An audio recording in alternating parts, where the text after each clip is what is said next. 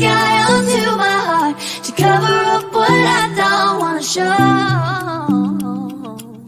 I let you in deeper than I let anyone else before. Lining up with my broken pieces, took them all and made them yours. Didn't know what my heart be needed, skipping out, no I can't keep score. When I lose my breath, boy, you got me breathing. Oh, every little thing you do, every time you hold me, take me higher, higher. Every little thing you do, every time you hold me, take me higher, higher. Oh, you take me higher, you take me higher, baby. You take me higher, you take me higher, baby. You take me higher, you take me higher, baby. You take me higher, yeah. You take me higher, baby.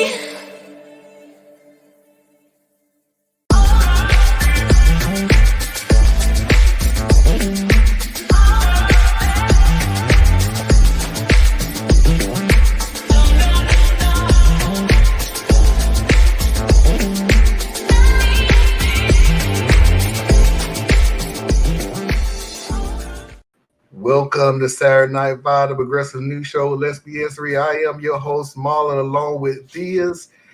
And on tonight's show, it's kind of very special. I'm not going to tell anybody what the topic is. Only thing I can tell you is that we have done this topic before, but there's a reason why we're going to do a repeat of it. Also in the second hour is fully packed. Am I the a-hole, real or not? Positive story of the week, which is going to be the most special positive story of the week ever. Mafia video of the week, and of course, Foxy's videos of the week.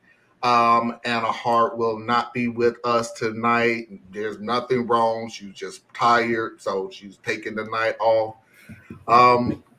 Which is fine because tomorrow is going to be the show where all three of us is going to really need the energy to go through. Well, Tia's, you're special, so of course you won't. But no, I'm be at my mom's house tomorrow, so it's a chance I won't be back in time, but I might be. So okay. Well, if you are, please have the energy. If you don't, understood. But tomorrow's show, in case everybody wants to know, is we will be reviewing the last presidential debate between Kamala Harris and former President Donald Trump. So that's what we're going to do tomorrow. Other than that, Thiz, how's everything going on with you? Everything's okay. Everything's okay.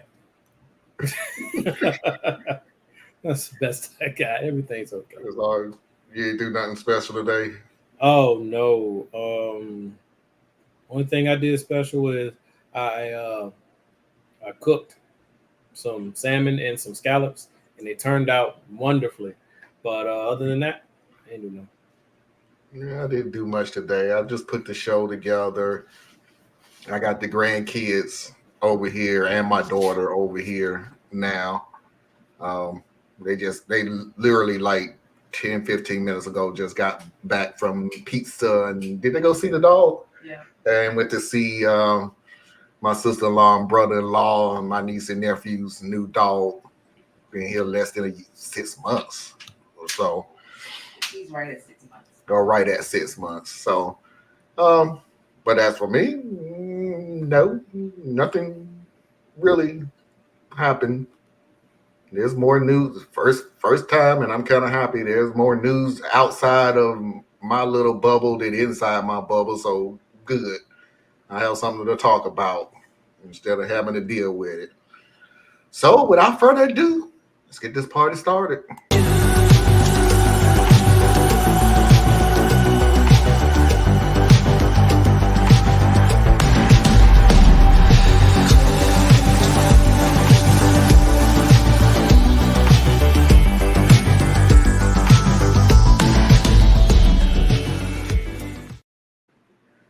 All right. So So let me give you the backstory to this story. I got an email, and for the life of me, it's an old email, but I was just going through my emails and reading things and everything like that, and I came across that old email, and the guy was saying, or person was saying, I hear you and Anna always say, and I'm just paraphrasing, I always hear you and Anna say the story where it feels like you fell out of a plane into a car that's going off a cliff. And then you had, so the question was, so what's the first story that made y'all think about that? And the reason I forgot about the email was because I had not a clue. I really cannot remember what the first story was. So usually my tradition, going to bed is just to listen to some stories and everything. Then I'll listen to some slow music and I'll go to bed. I just so happened to check up on an old story, just playing around. And this, I think I found the story. I think this is the first story where it originated with the falling out the plane into the car that's going off the cliff type of stories. And in case anybody don't know what that means, it means that everything seems to be so smoothly. And then you get to the part where, that's where the issue is. And you think that's what you're going to deal with, just that issue.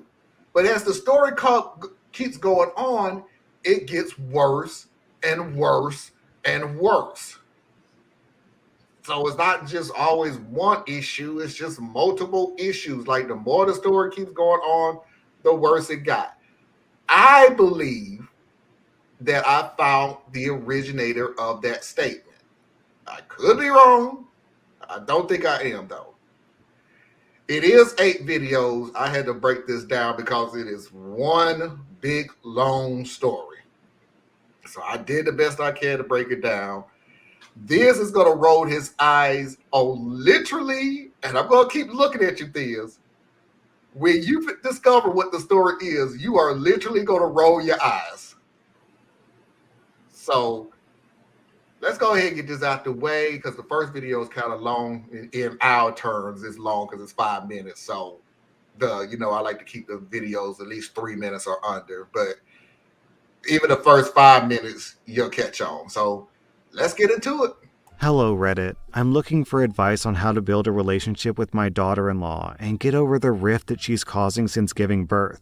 My son David, who's 31, has been married to my daughter-in-law, B, who's 24, since September of 2020. Due to the pandemic, I never really got to know her because they only dated for about a year before they got married, and I didn't know about her until they dated for almost 6 months. I love my son very much, but I feel like our relationship has been rocky since they got married. My son has a daughter from a previous relationship who's 10, and since they got together, I haven't had the same relationship with her. I know this is partially because he moved out of my house, very suddenly without saying anything, I may add, and I no longer get to see her on weekends. I try to get them to bring her to visit when they have her, but usually I only see her once a month or so, and lately it's felt like she's been more distant when she visits. I think that this is because B says negative things about me around her, and I find that unfair. They just had a baby at the end of January. She was induced due to preeclampsia and in labor for 3 days before having a C-section. I had been in an accident a few weeks prior, and I don't have a vehicle, and my son refused to pick me up to be there for the labor at all or to see the baby in the hospital. But her parents got to see the baby and were in the parking lot the entire time. I called him when she was in labor a few times, but on the second day after her water broke, I called him and heard her snap at him to get off the phone, and he refused to accept any calls after that. I just wanted to know that the 3 of them were okay. She was in the hospital for 2 days after the C-section, and they wouldn't stop to visit me on their way home after the birth because she was hurting. Even though she had painkillers she could have taken, and she didn't feel right, according to my son. This is when I became concerned that she had postpartum depression. My daughter picked up B's prescriptions and some groceries for them, and she got to see the baby that night. My daughter and B have a relationship that's apparently pretty good. I was supposed to visit a couple of days after they got home, but she ended up insisting that something was wrong and went back to the doctor, who apparently sent her to the hospital. My son told me they diagnosed her with postpartum preeclampsia, but I'm pretty sure that's something that only happens during pregnancy and went away after birth, so I'm pretty sure he was confused. Something's fishy here. Postpartum preeclampsia is a rare condition that occurs when you have high blood pressure.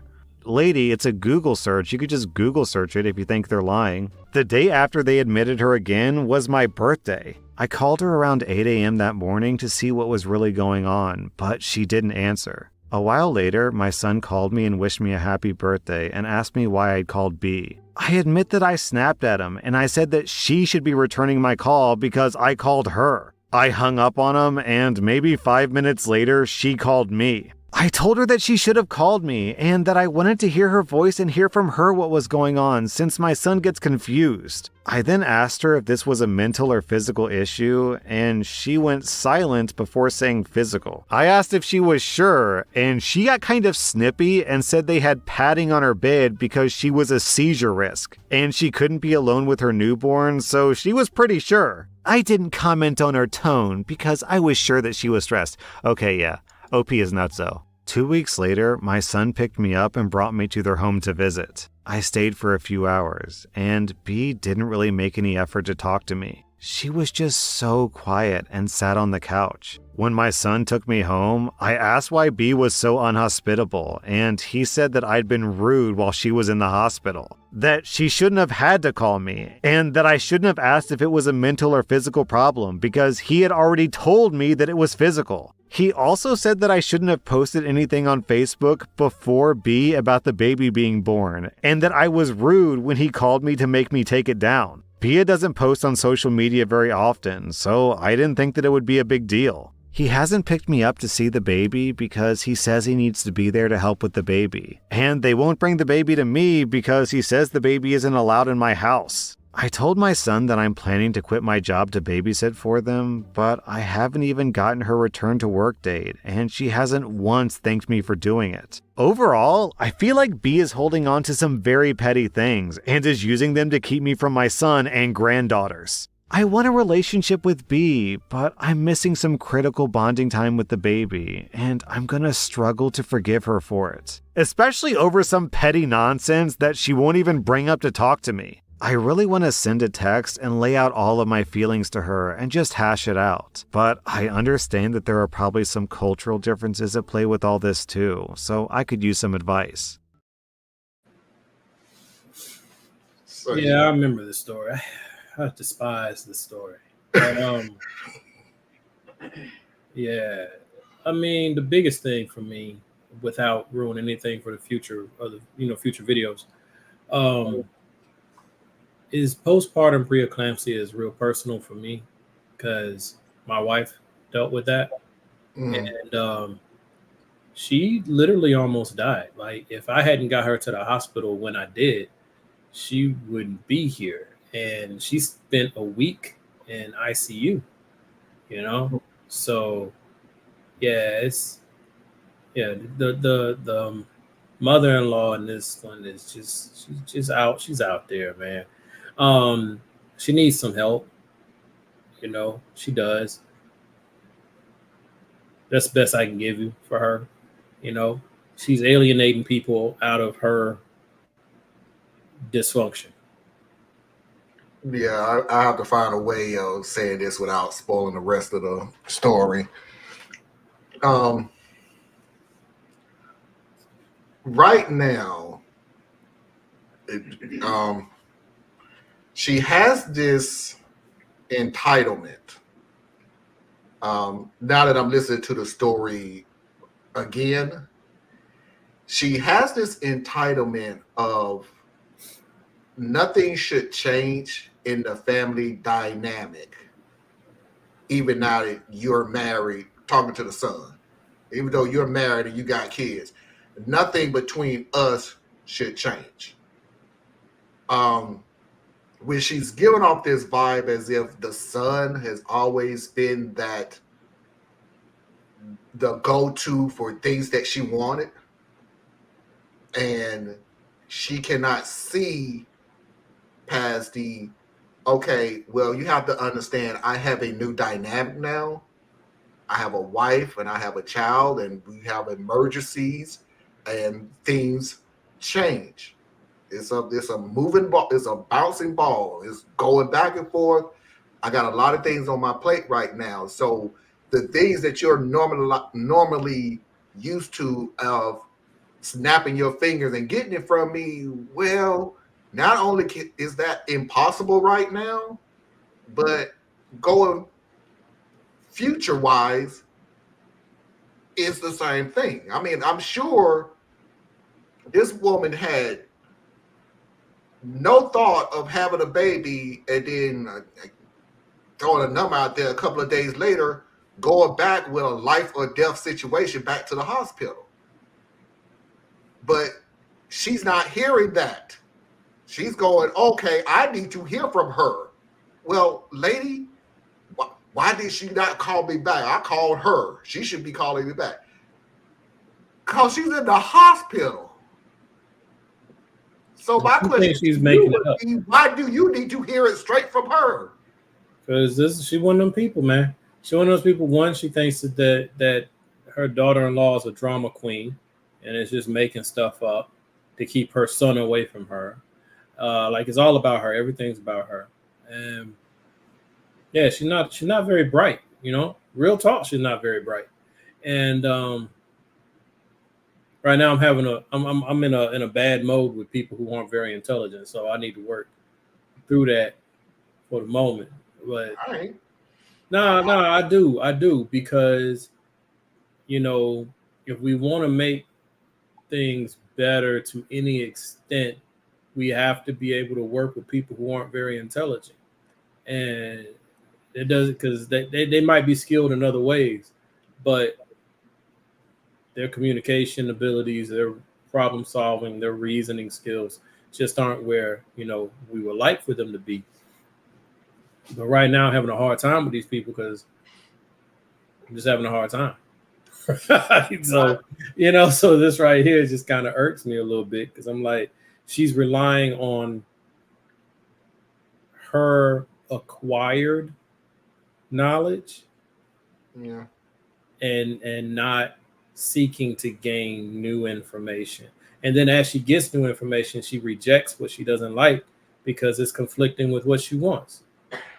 and that bothers me. That's why I said I'm not coming to terms with it, because if you only know what you know, one of the greatest lines in business: be smart enough to know what you know, and be smart enough to know what you don't know. And what you don't know, you hire people who do know it. It's a little longer, but that was the point of the whole thing.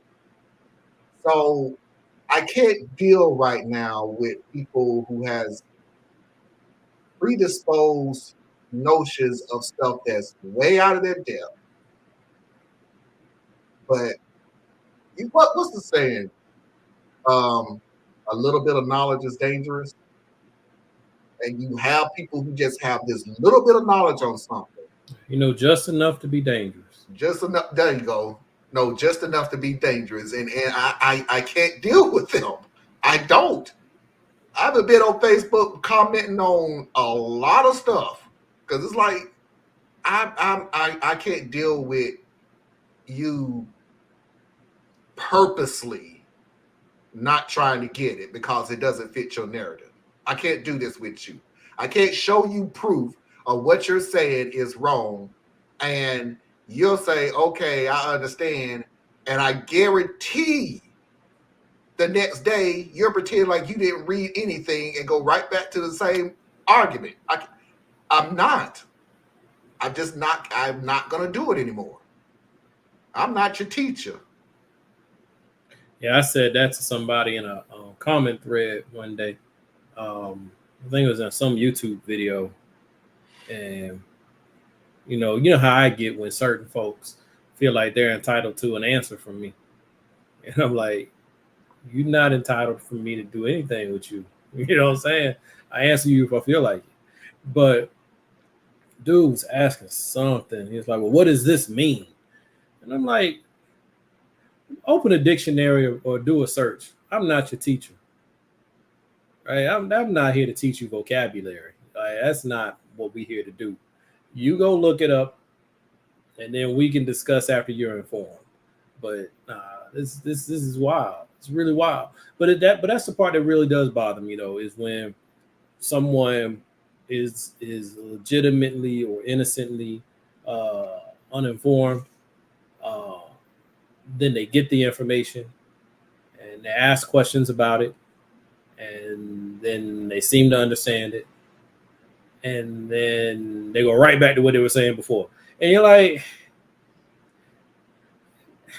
So I can't do this. this is one of those times when, like I said, all of this was during the pandemic. The pandemic burnt me out on Facebook arguing with these people. I just don't do it anymore. Especially the ones of, well, show me an article that says that. Okay, here's an article that shows you that. Well, that's from a biased blah, blah, blah, blah, blah, blah, blah. So where's another invite? I'm like, bruh, I'm not going to do your homework. Like, I'm not going to sit here and give you X amount of proof. I'm not burning that much energy with you. I'm not burning that much energy, especially when I know you already have a set base of denial. Yeah. Like, one thing you ask them, is there anything I could possibly show you that would change your mind? Or do you just know that you're correct? Yeah. 9 times out of 10, they believe that they're correct. They're just trying to convince you. So if we just going to be let's convince each other who's right or who's wrong, the thing, I can't build with that. So let's save time. We're not going to do rhetorical fetch. We're just not. Nope. We're just not. So like this lady here on the story, getting back to her, you told what the illness is, and instead of taking 2 minutes to look it up and be like, oh, this is serious, you still can't come off of yourself, right? You still can't get past, well, I miss my son. You know what? Okay. But you raise your children to go on and do other things. So right now, his wife is in a serious situation with a newborn baby. I mean, the way she's acting in just this segment, I wouldn't want her around either. Mm-hmm. All right, let's go ahead and get to the second part. The second part is somebody who's commentating to the mother.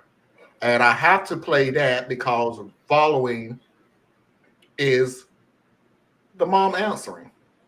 Lady, if you don't pull your head out of your own butt, you're not going to be part of their lives at all. You're not owed nearly any of what you seem to think you are. When it comes to their baby, they don't owe you anything. 1, your son had 2 priorities when his wife was in labor: his wife and their baby, not you. He didn't have time to come pick you up or talk to you on the phone. Have you ever heard of a taxi? 2, she shouldn't have had to take a pain pill just so they can stop by and see you on their way home. How incredibly selfish of you. They did the right thing and went straight home. 3, are you seriously questioning a doctor's diagnosis? Do you really think it's appropriate to ask her if it's physical or mental? Are you mental? 4, you're lucky that anyone called you back at all. They're tired and are learning how to care for their newborn. And that's after your daughter-in-law had a complicated labor and delivery and complications after birth. No one has the emotional bandwidth to deal with your entitlement. 5, you inconvenienced your son and had him pick you up and drive you home.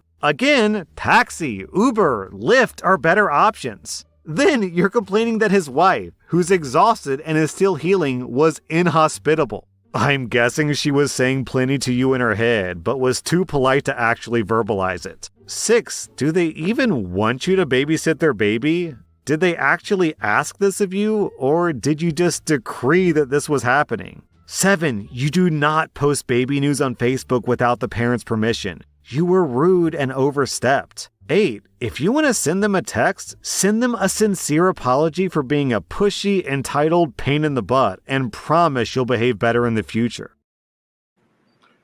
So Now I'm just going to go ahead and roll into her answer because funny thing about it is, even though we've heard this before, I have a new question to ask the mama. But let's go ahead and get into the mom answering that commentator. I'm a grandparent, and I do deserve to be in my grandchildren's lives. I also deserve not to have my eldest granddaughter turned against me. Saying they owe me nothing is incorrect, and the courts would agree with that. I love them both, so I don't want it to have to come to that, but I am owed that. Owed is in all caps. I am owed that. 1. If he would have came the first night before she was in real labor, then he wouldn't have needed to talk to me. We don't have taxis, and the Uber would have been well past my budget. 2. She refused to take any of the painkillers once discharged, period. That was selfish of her. And I had food for them too, so my son wouldn't have had to cook. It wasn't just for me to see the baby. 3. No, I was questioning if my son had the right information. He relayed wrong things before. 4. I understand that from her perspective after reading some of the comments. However, in my family, it's just common to call back regardless, especially after having a baby. I see it's a cultural difference. 5. I can't Uber to where they live, otherwise I'd be there every day. If that was an option, I would have definitely jumped on it instead of having him pick me up, but Uber isn't in this tiny town. 6. I told my son that I would babysit after I heard B tell my daughter about her struggle to find a reputable daycare without a year-long wait, and how she was scared for the safety of her baby. They won't have to worry if I watch her. 7. My son only said not to post pictures. I didn't realize announcing that I was a grandma again would be a big deal. I deleted the post. 8. I told my son that I was sorry for hurting her feelings when he told me. I've always apologized to him when he's told me that I've done something wrong in her eyes, whether I think that I was wrong or not. I don't want to hurt her feelings ever. I want her to know that she doesn't have to run to my son, though. She can come to me. And I want a chance to explain myself to her. So, lady, here's my question to you. And I didn't pick up on asking this question until I heard it. Either way you want to say it, you don't have the capacity for, there's no Uber or Lyft in your town. Obviously, there have to be a taxi because you said you can't afford a taxi. Otherwise, you'll be over there every day, which there's a creepy notion. Yet, so what are you going to do when you decide you're going to quit your job to go babysit? Like, how is this going to work? How you can't afford a taxi, but you can afford not to have a job. Also, I'm assuming that means you want them to drop the kids off at your house.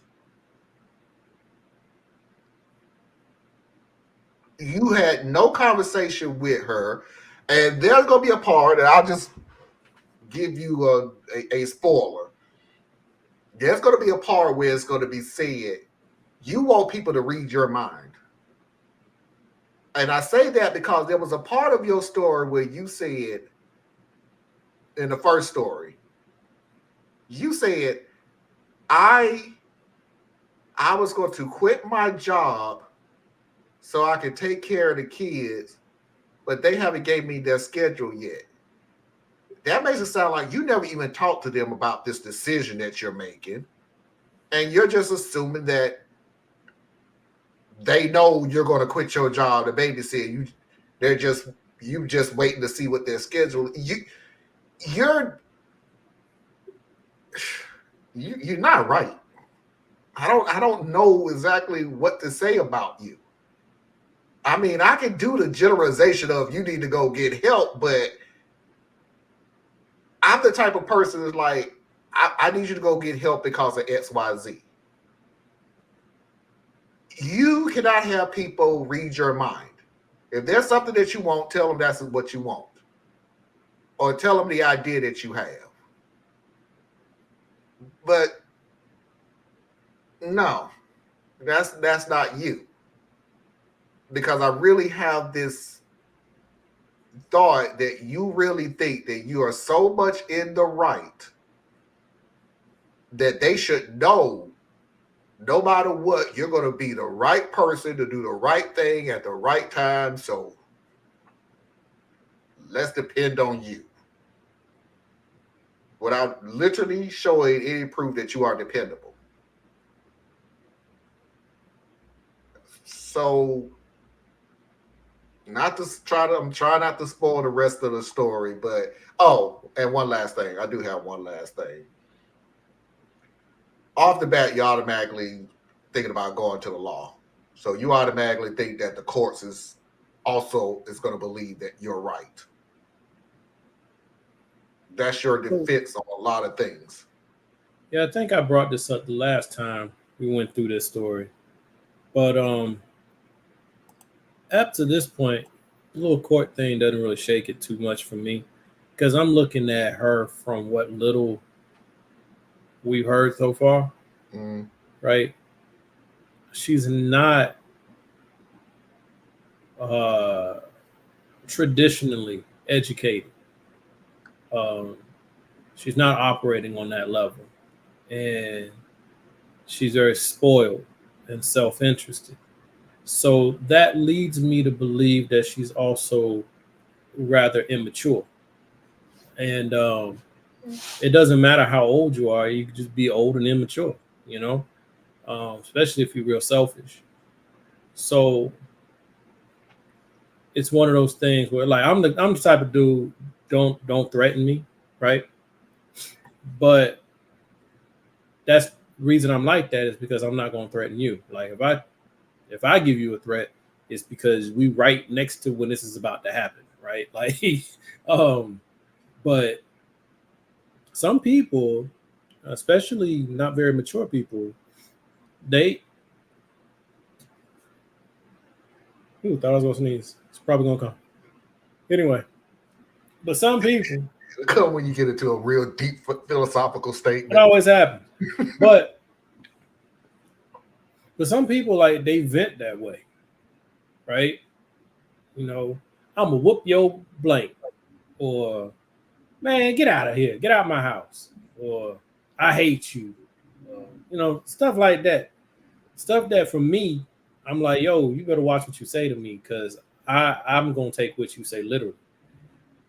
But within certain ways of functioning, that's not how they take it, because they realize that somebody blowing off steam or just being bigger than they need to be to convey a point. That's why I'm not a good fit for those type of people, but I understand that's a very common thing. So I'm thinking, like, her saying, I think the courts would agree with me. That's her, just saying, like, you're not treating me right, and I know you're not treating me right, and I'm going to see about it. She may not do nothing about it, but I mean, that's just how people roll. Parker said he's just checking in. Right now, Kentucky is beating #1 Georgia at halftime. It's only 6-3, but I'm so excited. Well, good luck, Parker. Yeah. I'm in Georgia, and I'm supposed to care, but I don't. So I like Georgia being #1. So, yeah. It doesn't matter to me. I'm like, these are a bunch of kids just playing their heart out. So I'll tell you what's so funny, Theus.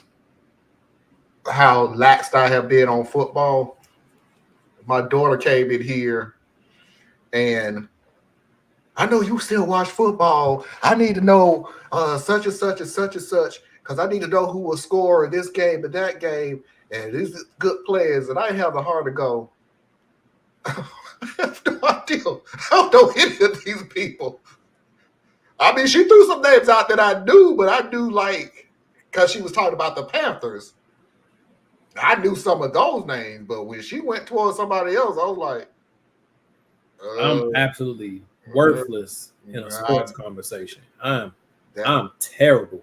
Like, don't even, like, I'm that dude who, because it looks like I should know something about sports, I'll just be in the presence and won't say anything, right? And then I'll wait for a moment to say something real basic that's safe to say, something basic, so it shows I was in the conversation, and then I exit immediately. Like, I'm not saying nobody's names. I'm not calling what type of defense somebody's running, because I don't know. I ain't me. I don't care. Right. But I respect that a lot of people do. So Oh, the Kentucky quarterback is a new transfer to Georgia too. We have to take their talent to beat them.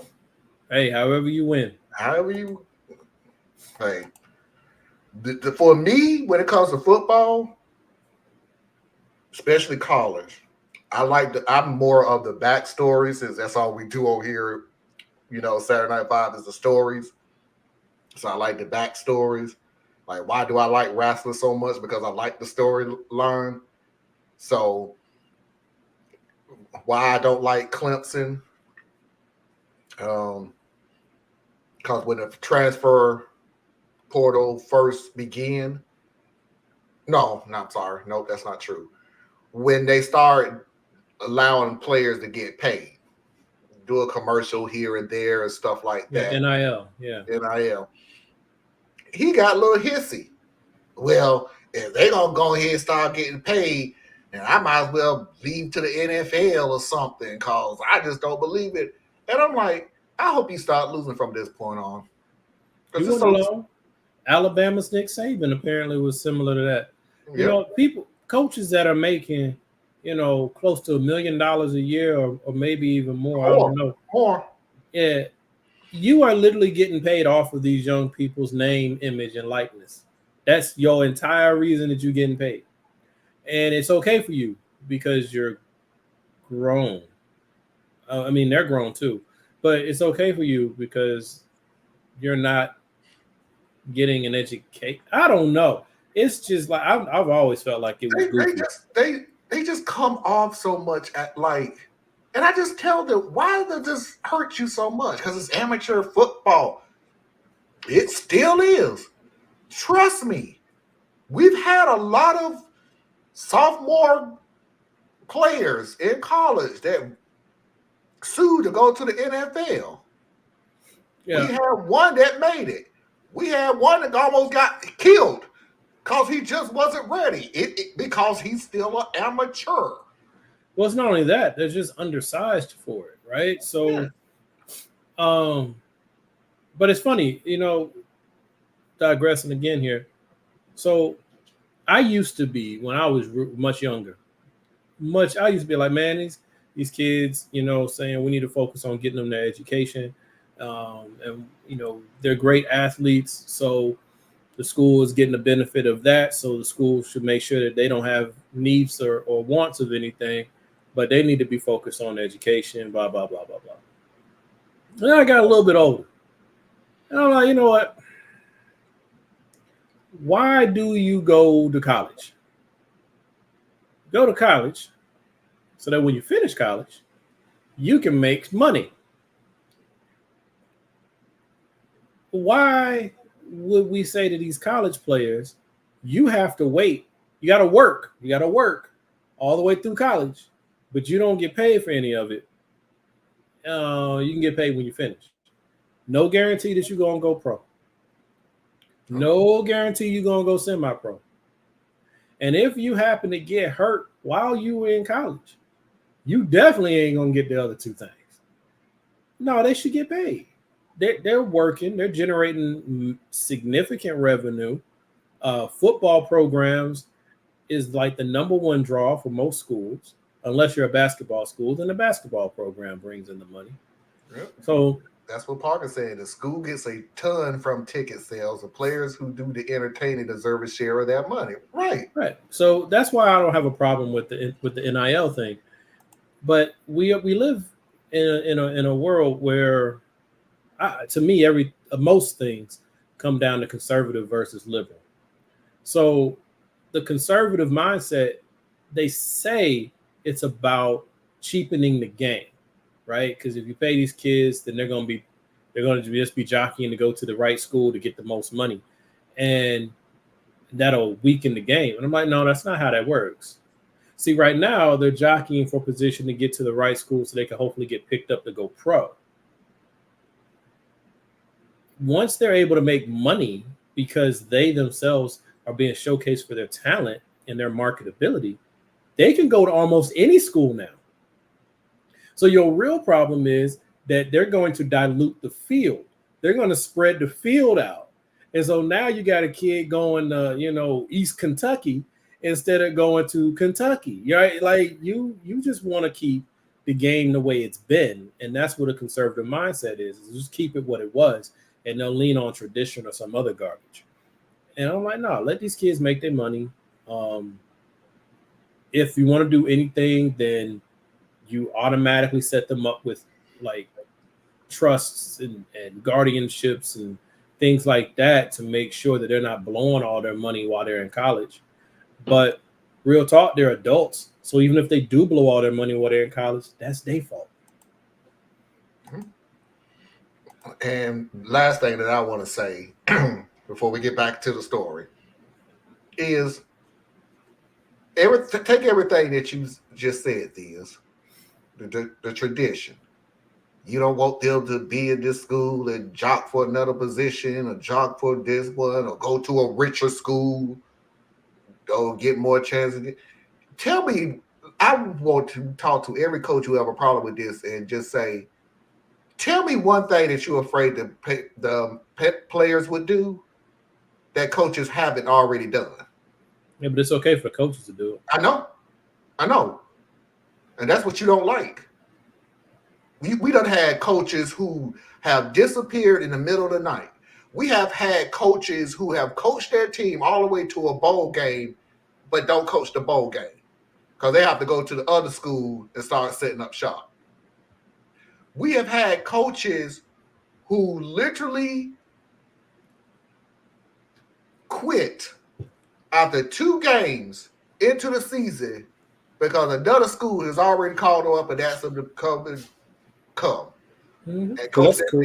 Because they are in a career, whereas these athletes are students, and that's what they've always hidden behind. Yeah, and then up to a point, I do kind of get some of it, but it's not the athlete's fault that we allowed it to get this way. Right? If you wanted it to be the way that y'all saying, then what you could have done, which would have forestalled all of this, is instead of paying your coaches these astronomical amounts of money, then you could have taken a huge chunk of this money and not wasting all the money, throwing it into big dorms and all that stuff, even though they do deserve nice things because they're making the money. But you could have taken that money and put it into like annuities and insurance policies and savings accounts. You could have done all of those things so that when that student graduates, whether he goes pro or he goes off to do something else, the money goes with him. So no, you couldn't spend the money while you were while you were a student athlete, because we needed you focused on your education, not trying to increase your brand, right? Okay, but you're going to do that, then you need to make sure their money's waiting for them. But you didn't do that. You took their money and gave it to the coach. The coach, the new stadium, the new gym. Right. And by the way, the new gym is so you could get more recruits to come to the college. We'll be. Of course, I have a whole issue with. I mean, I have a problem with football. I know. I have a problem with the whole infrastructure. It's like it's all screwed up, but you can't fix it without touching the money too much, and that's the problem. All right, let's go ahead and get to the 4th video. Then, 2 weeks later, OP posted an update to r/legal advice. Interesting. I'm seeking legal advice on getting grandparent rights. Of course she wants to sue. I'm sorry. Okay, focus. I'm seeking advice on getting grandparent rights in Indiana. My son has 2 daughters with 2 different women. The oldest is 10, and he and her mother were never married. The youngest is almost 2 months old, and he and her mother are married. I was under the impression that any grandparent could petition for custody/visitation in the US. But the way that I'm reading it, I can't unless my son is incarcerated or they aren't married. Is this correct? What do I need to do to seek joint custody of my granddaughters? Yo, what the actual F. She's not seeking visitation, she's seeking custody? What do I need to build a solid case? I've already tried resolving this without going this drastic, but his wife doesn't want to work with me. So that small little snippet, which me and Theus has gone over again, so if you already heard it, sorry. But Theus, this proves if she really wants to do some research, if it benefits her, she'll do it.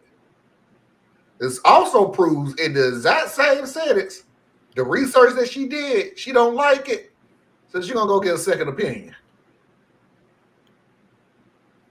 Because she don't like what she researched. So it's the same thing as what we were saying about Facebook. You can do the research. The problem is you just don't like the answer. So you gonna keep throwing this very wrong narrative out there until somebody says, yeah, you're right. And then, how many times have we heard this, Theus? And then, even when it's proven you're wrong, even though the research have shown that you was wrong, even though you don't have multiple people say that you're wrong, your go-to line is, well, it should be like this. Because that's easier just to say, you know what? Well, I'm not going to say that. I'm going to say, after I see some perspective, so you know what's coming next on the next video. But, yeah, you can do the work. You just don't like the answer. Yeah, I mean, I don't know. This is where, when we went through it before, I started to depart from everybody else. I still say the mom is wrong, but I understand how she gets to where she's at.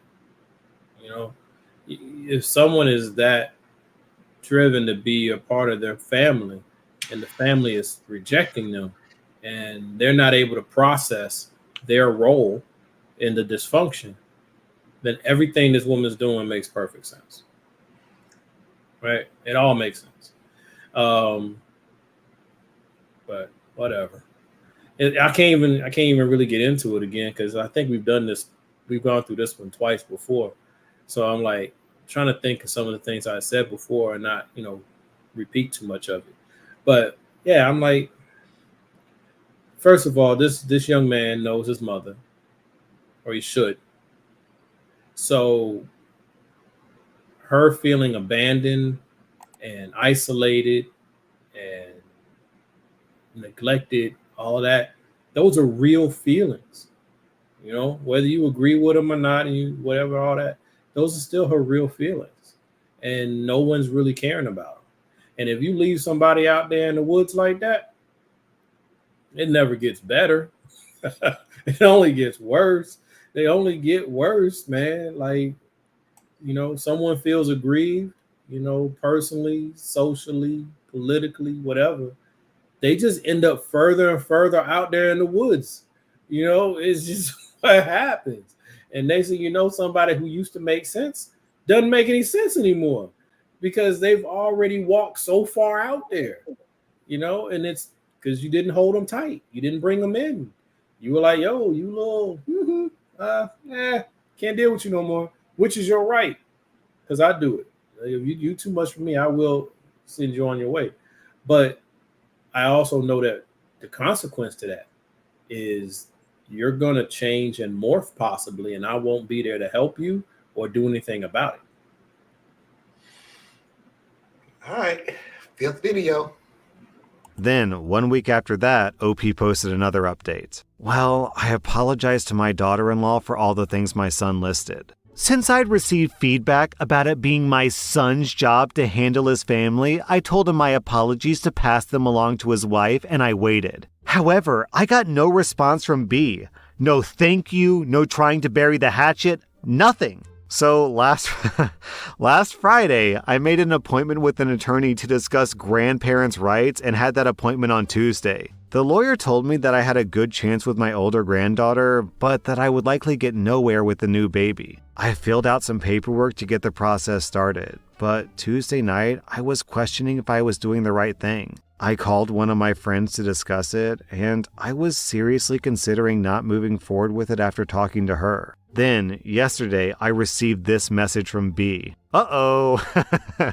Uh-oh. Okay. OP, this is B. I just wanted to let you know that our friend told us that you're intending to sue us for grandparent rights, and they also shared everything that you've had to say about me. Let me first say that I have not once kept either of these girls from you, and I've certainly not kept your son from you either. He's a grown man, and if he wanted to talk to you, he's free to do so. You have not asked to come over to visit once your son picked you up. You can't expect us to 1, read your mind, and 2, just drop everything and come pick you up. We have a new baby and we have our own lives. I also haven't said a word to you about what happened during the delivery and the postpartum, because I have no energy to argue with you. Your son said that you apologized, and I told him that I appreciated it, even though it wasn't a real apology. You apologized for what you did to hurt my feelings, not that my feelings were hurt. I don't have time for your drama. For the record, though, what you said was absolutely disgusting. I almost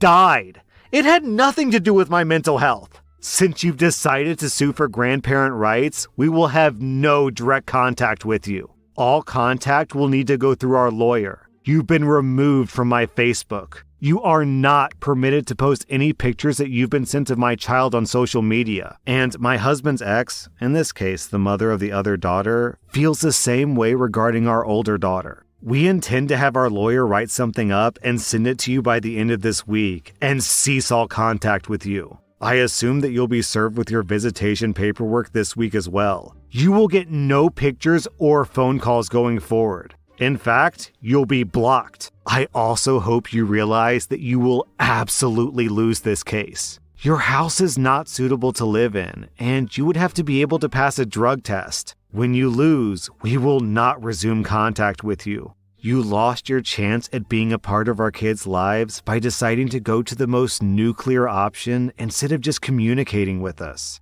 I tried to respond to her and tell her that I didn't want to go through with it anymore, and I reacted a bit out of anger, but she wouldn't respond to texts or calls. So I assumed that I really am blocked. I called my son to tell him about the text that she sent, and he said that he knew about it, and it was a lot nicer than what he wanted to send me. So that's where I am at this point. I'm gonna show my lawyer the text so that it can show how unwilling to forgive and to work with me she is. And hopefully it'll resolve quickly so that I can at least get visitation rights with my oldest granddaughter. Okay, down in the comments, someone says, drug test? And OP replies, she says that I would have to pass a drug test. I use medical marijuana to help with a chronic illness, but it's still illegal where I live. Well, I can tell you this one thing that has changed, and I think it came up in the last conversation we had about this story was I'm not gonna deal with the whole legal marijuana argument, cause on face value, yeah, it's illegal where they live, but y'all know my stance on medical marijuana being proven to be a lot more safer than alcohol, a lot more safer than cigarettes, a lot more safer than cigars, all the other stuff that is legal. So I'm not going to hand on that.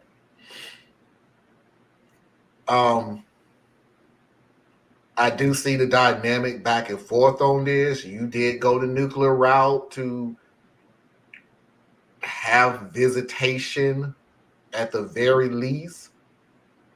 You had a go-to to at least see the older child. You was coming off a little wishy-washy to me with now you did it, but now I'm thinking I shouldn't do it and everything else. So I'm kind of thinking at some point you got angry and you're not thinking straight when you're angry, and you should know that. So there should be a point where you, okay, let me not do any actions until I calm down and use logic, but you're already set in your ways, so bail. So I disagree there. Disagree on what? She didn't go the nuclear option. What she did was she went and sought advice. We said do your homework. We said all that stuff. So that's what she did. And her biggest mistake was before she did anything, she reached out to someone she thought was a friend. And that friend decided to run go tell it. So she was climbing back down off that tree. You see what I'm saying? Like her anger, her pain, all that stuff, whatever, made her go to a lawyer, but she didn't do anything. And then before she would follow through on anything, she went to a friend and was like, yo, what do you think? And the friend was like, yo, that's not a good look. And she's like, yeah, I can see that's not a good look. And next thing you know, the phone's ringing because they done went behind your back to run, go tell it. So now you can't climb down off the tree, right? You stuck out there. I just...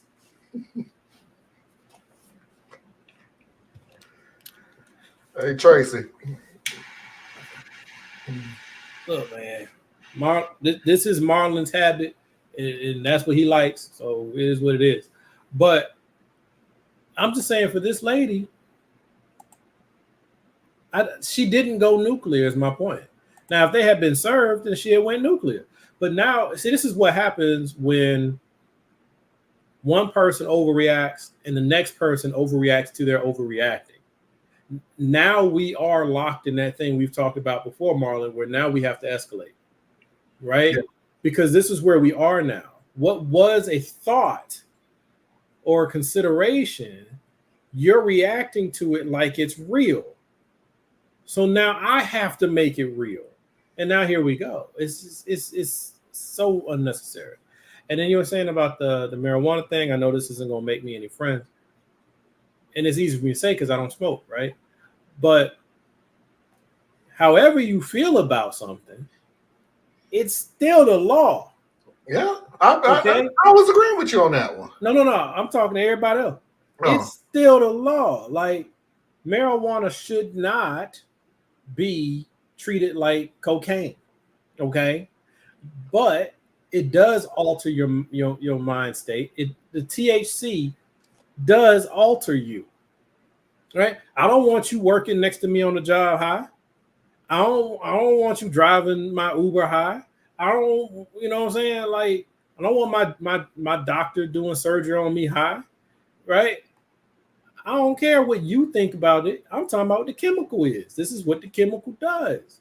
So in her private life, cool. I don't think she'd ever be arrested for smoking weed. Well, that's a strong statement. Strong statement. See, here's the problem with marijuana. The end user, it's a minor thing, right? Like, literally, you don't hear about people going on a crime spree because they smoking weed, okay? But here's where your accountability has to come in, folks. That low-level, simple thing that should not be treated as high as it is. What's tied to it? The illicit drug trade. What happens inside of there? It's one of the first things you learn how to sell when you get into the drug game. So these are your 12 and your 13-year-old kids selling weed, putting them in a particular mind, a certain lane of operation that's dangerous to them. How did it get here? Someone had to smuggle it in, right? Because this whole legalized marijuana is a new thing. So let's not pretend like it's always been grown in the government lab. It hasn't. So it's like you got to take responsibility for the whole supply chain if you decide to do this. But anyway, different discussion, and I know nobody's really going to agree with me there. But the mom, see, you see how things start to spiral, bro? Like, she thought about going to the lawyer. She paused. She sought a second opinion from a trusted friend. That friend was not to be trusted. Now the mother and your son, your daughter and your son, they're reacting the way you would expect them to, and everything is going crazy. And now you're like, well, now all of a sudden, the fact that grandma smokes some weed is a problem. Would it have been a problem if I wasn't mad at you? Probably not, because I know you don't spark one up when the kids are sitting at your feet, right? But now that I'm mad at you and we're going to get the courts involved, I'm going to bring up all your dirty laundry. Like, it just gets real messy and real nasty, and it didn't have to. Thank you, Parker. Yeah, Thea's always thought about that. Susan is in the house. I'm Susan. leaving her up high. My cat refused to wake me up. Okay, so we're going to go ahead and blame the cat for not wake you up. But welcome, Susan, and welcome, Tracy. Sorry I didn't say that. Tracy. But welcome, Tracy. We're going to just go ahead and skip to the last story since we're already over the hour mark. And this is not radical truth to power, so this ain't one of the things we have to do some real depth into. Plus, I'm tired. I don't know why. I am. So we're going to go ahead and just skip to the last story. In a comment that's too long to read, it's revealed that OP is also a hoarder, apparently. That came out of left field. And then, oh my gosh. So remember that post from r/justnomother-in-law that people suspected was posted by B? Well, okay. Someone linked that story and was like, hey, is this your daughter-in-law? Because this sounds really familiar. And OP confirmed it.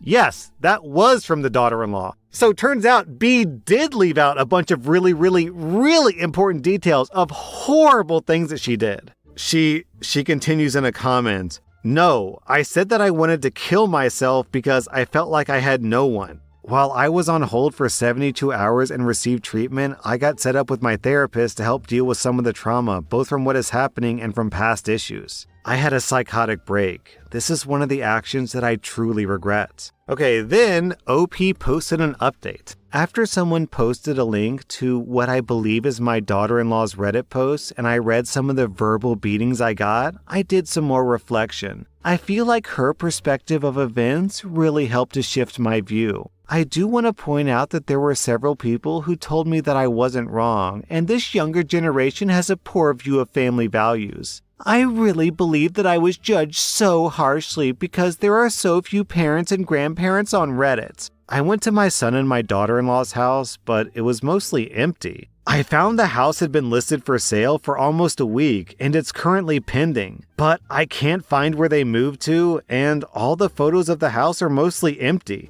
I suspect they bought their new house under an LLC, so I'm currently trying to figure out how to find out the name of the LLC and then find their new house. I talked to one of their neighbors, and they said they moved most of their stuff out around the beginning of May, so my son kept this from me for quite a while and didn't even bother to mention it at dinner. My son has just disappeared. My therapist told me to give myself some time to heal before pursuing anything. But for now, my plan is to just save some money and and hire a private investigator to find my son, and then rebuild my relationship and his trust so that we can work to get him out from under her. Yo, you guys. Okay. Focus, Dabney, focus. Again, I recognize that I was wrong in some of this. I recognize that I was overly demanding and critical. I was wrong in some of this, but I don't deserve this. People who use kids and grandkids as pawns are evil. Then, someone cross-posted OP's post to r/am I the devil, and OP angrily replies in that post, "Screw everyone here. I am far from being a devil. I am not evil. The person who is evil is the one who took my family completely away from me. My daughter-in-law has completely manipulated my son. I'll admit that I was far from perfect, but I don't deserve what you people are saying about me. I hope one day you guys feel what it's like to lose your child and grandchild to a manipulative person who just wants to cut their family off." See, I'm still going to come back to, like, I think it's incredibly wrong and insensitive to just attack this lady. You know what I'm saying? So obviously she's got emotional issues and things like that. And that should never be the butt of a joke, you know? And when she went through what she went through, like, If you really are emotionally needy and attached, then you're gonna view certain things in an outsized way, and that's what she did, you know. And I just don't like. I don't like how people have no compassion. They have no compassion, man. But when they're in a bad spot, they want compassion. They want understanding. They want the ability to correct mistakes.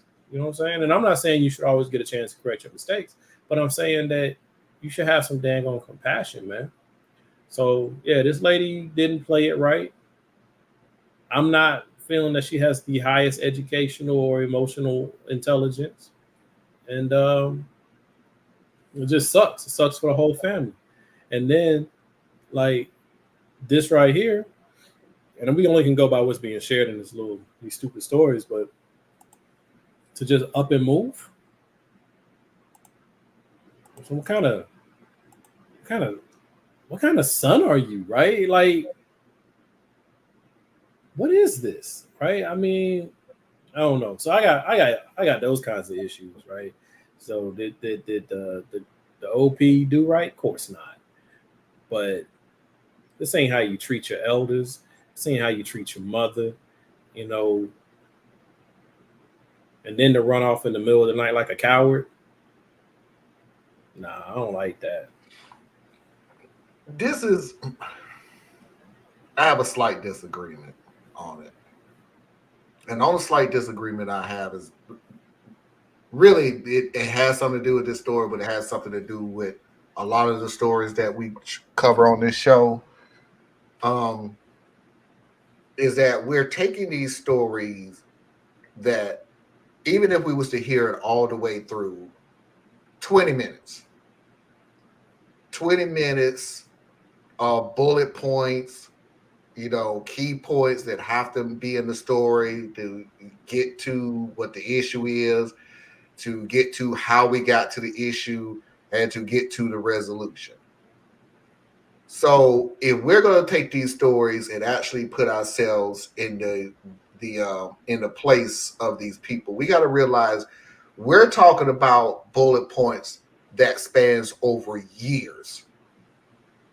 So I can see this family years dealing with OP. I can see years of this family doing what we haven't heard, that, hey, we want you to be in the family. We just need you to stop doing XYZ. If you just stop doing that, we're cool. And the only reason I'm even saying this because she even keeps saying in these stories, I have listened and my perspective have changed. At this point, lady, those are just words. Because it just sounds like something just to get sympathy. And I agree with you. Everybody needs sympathy. You don't deserve it. But at some point, everybody does need it. But we're talking about years and years and years of build up frustration. Of build up just, oh my God, lady, if you would just stop XYZ, we're cool. Just stop doing it. That's not how mental issues work. I know, but and she don't even leave the house. She doesn't drive. No, she does leave the house if you go get her. That's my point.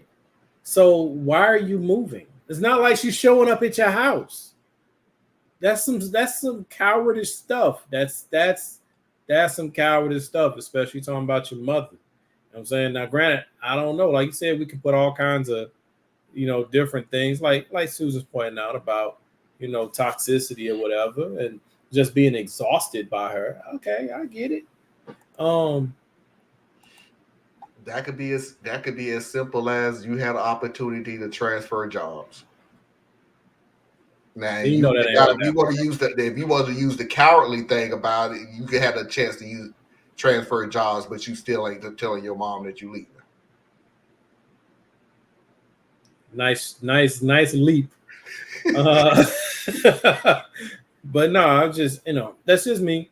And I don't know, more often than not, y'all don't agree with me no way. So it's okay. It's just, I don't agree know. I with just on a think you lot of should things. always come. You should always lead with decency, especially when you're dealing with your family. Treat your enemies like enemies, right? You shouldn't have too many enemies in your life. So you treat your enemies like enemies. But everybody else, man, if they're connected to you in some way, there's certain levels of grace you need to have. And this is your elder. You know what I'm saying? She can't get to you unless you go get her. Now, I granted, I will agree with you on that one. Right? You I know, really would agree on, because it was something that B said that kind of just did kind of bother me, because I never thought about doing that. My husband is a grown man. If he wanted to call you, he would call you. If he wanted to talk to you, he would talk to you. And my deal is, so why isn't he? Because I talk to my mom 2-3 times a week. I'll call her. Sometimes she calls me. Now she started talking political stuff, and I'm like, okay. see, I understand it. We ain't gonna do this. But no, but even within that, Joe, I'm saying I get the impression that he isn't what I would consider to be a very strong man anyway. So that's my impression of him over the course of the story. It's not that, like, I don't get the impression that he's just trying to be, solid and take care of his family. That's not the impression I'm getting. You live with your mama into your adulthood. No shame there, perhaps. But then you leave, and from her impression, you ain't even tell her. Then you start your family. Now, if you just up and left the way she said it, that's abandonment. Whether you had any justification for doing it or not is irrelevant. It's still abandonment. And then you go over here with your wife, and she's obviously got a strong personality. She knows how to stand up for herself. Usually opposites are in relationships. So you left one strong person, which was your mama. You now have your wife, who's a strong person. Odds are you not the strong one. Not saying that there's anything terribly wrong with it, but I'm not going to put you on this level of I'm just standing up for my family. No, sir. No, sir. You want your wife to be happy like you're supposed to, and you're catering to her like I guess you're supposed to. But I get the feeling that she calls the shots. And that's how y'all relationship work. That's great. Because whatever works in a person's household works in a person's household. But you still got your mama. All right, everybody, that is our first hour. We're going to go ahead and roll into the second hour, the Mama Heart Hour, with a Am I the A-Hole? A very, very special positive story of the week. I really hope everybody sticks around for that. It's very special. A Mafia video of the week, and of course, Foxy video of the week. 3-minute break to reboot and refresh, and we'll see everybody on the other side. Stay tuned.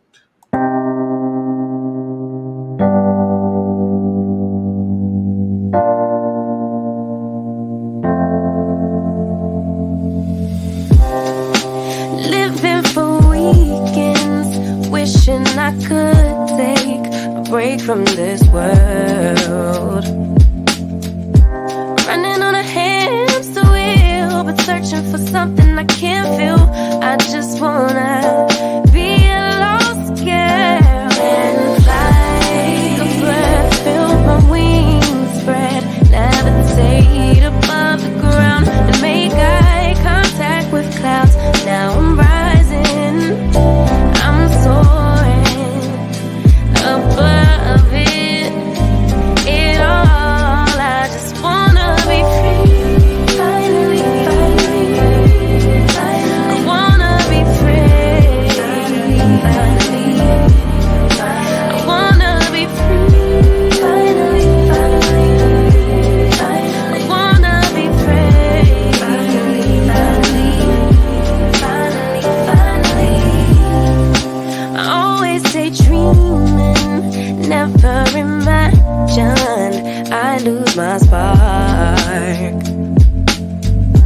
Living in this crazy time, putting back the pieces of my mind. I know how to run from the dark and fly. Feel my wings spread, levitate into the clouds. I'm so high above the ground. I'm rising. I'm soaring above it.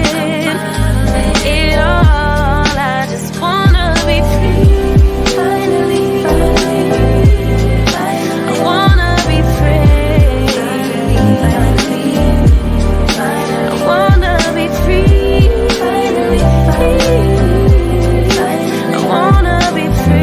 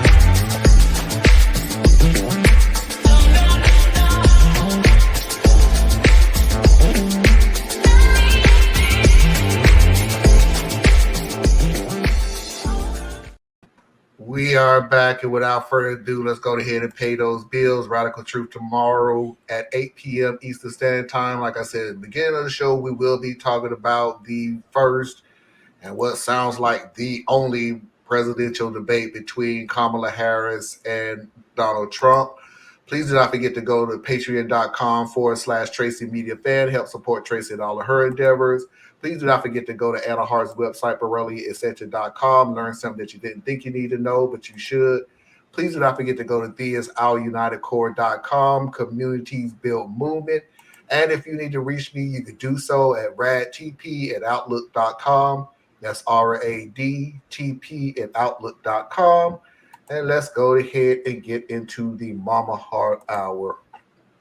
Susan says, it happens, it's called Trauma Bond, and you, Susan, I don't know how far behind it you are, but you probably need to explain what was said and why you said what you said, because I saw the comment, but I can't remember what was said. It's probably when I was talking about him moving from his mama to his wife. Oh, yeah. Okay. Am I the a-hole?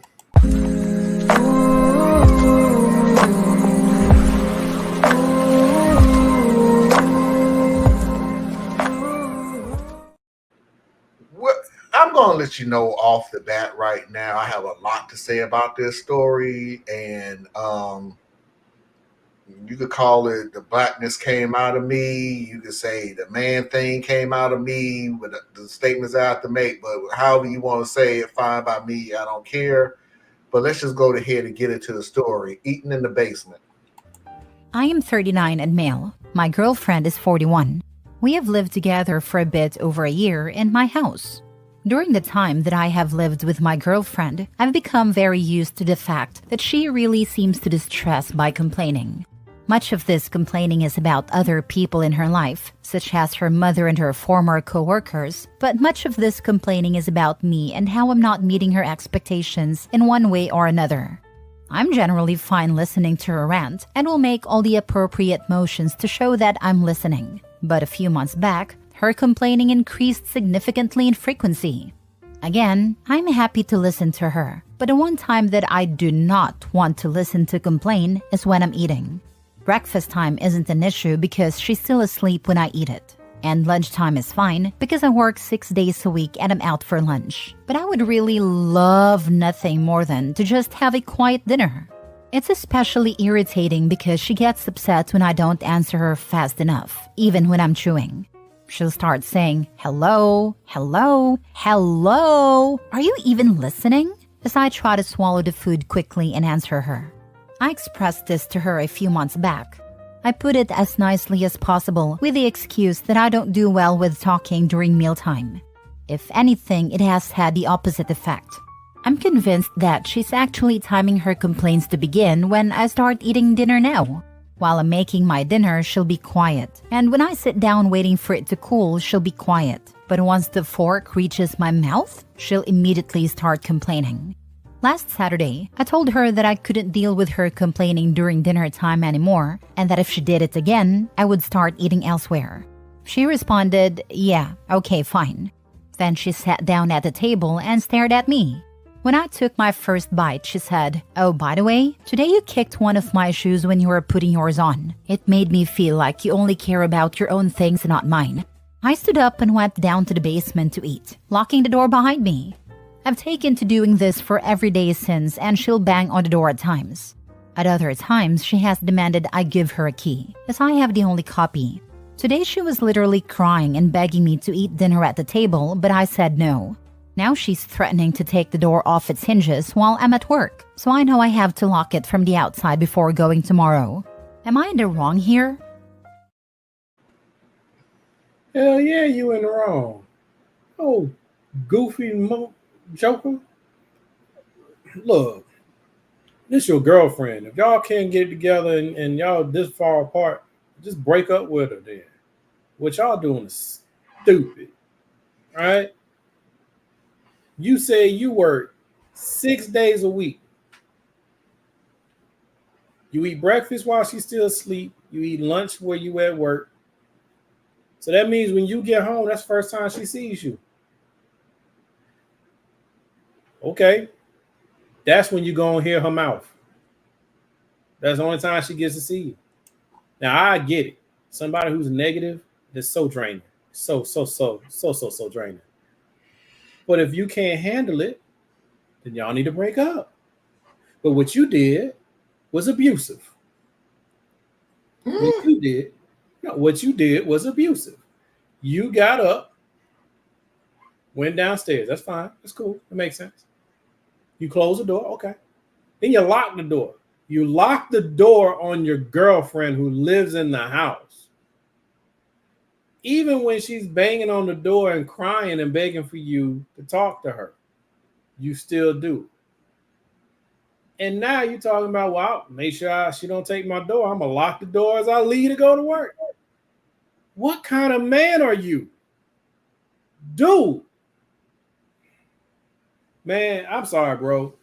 I know I'm going to get all kinds of people who got opinions that I'm just wrong for how I view being a man. But this some simp shit, bro. Sucker ass. You don't deserve a woman. That's what. You don't deserve a woman. You need to be single. Be single. Hell wrong with you. Locking the door like she's 5. What is wrong with you, man? All right, we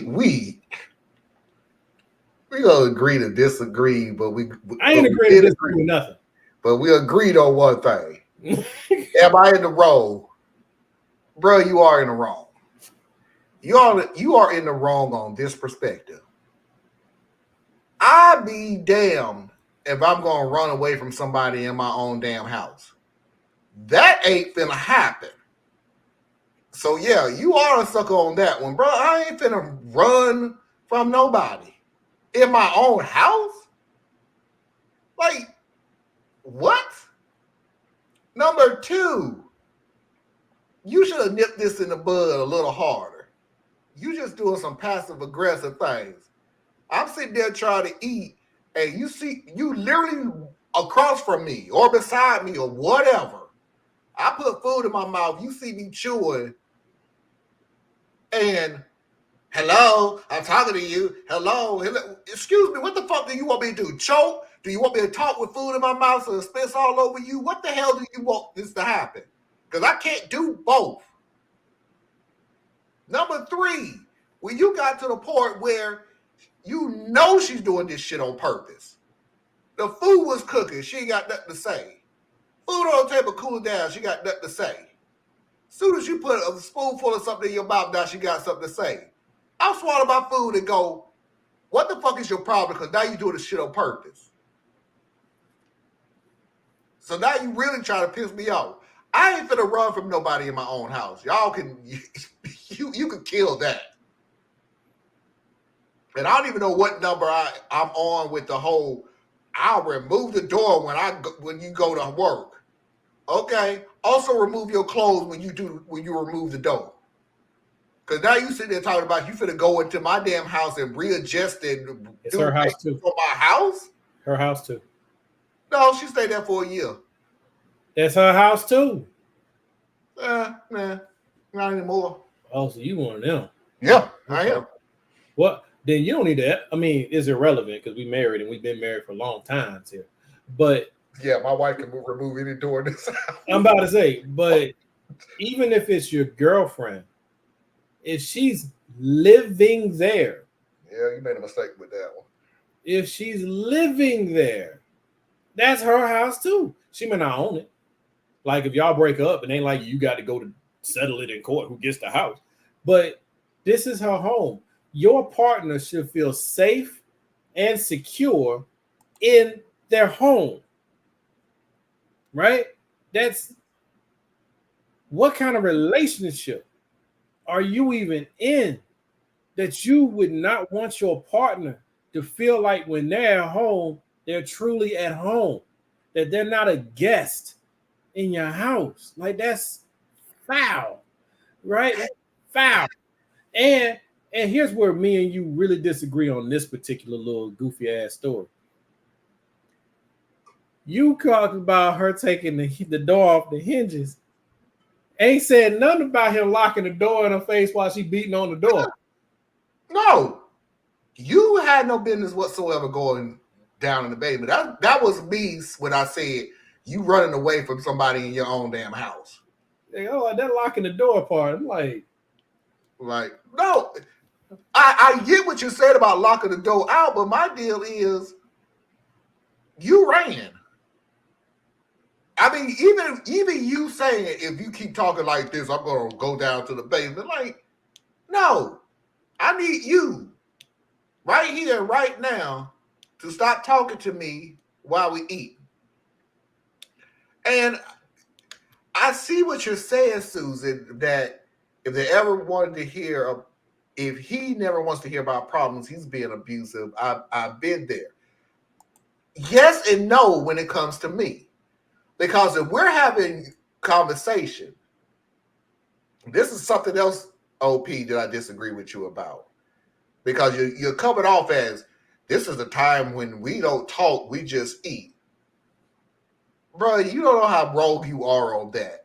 You have families, if you want to use tradition or whatever, cool, whatever. Conversations are held at dinner time around the table. Conversations are held cooking the meal. Conversations are held while eating. I mean, that's the thing that you do. So I totally disagree on you. What I do agree with you is, excuse me, honey. Do you have anything positive? Because you, Monday through Thursday, you ain't said nothing positive about your life. Do you have anything positive? Anything go right with you? Even if I was to say, hey, what can I do to make your life happier? See, and you come with some bullshit about me kicking your shoe, or my shoe brushed up against your foot, so now you feel like this. No. Right. I'm thinking their relationship has run its course, is what I'm thinking.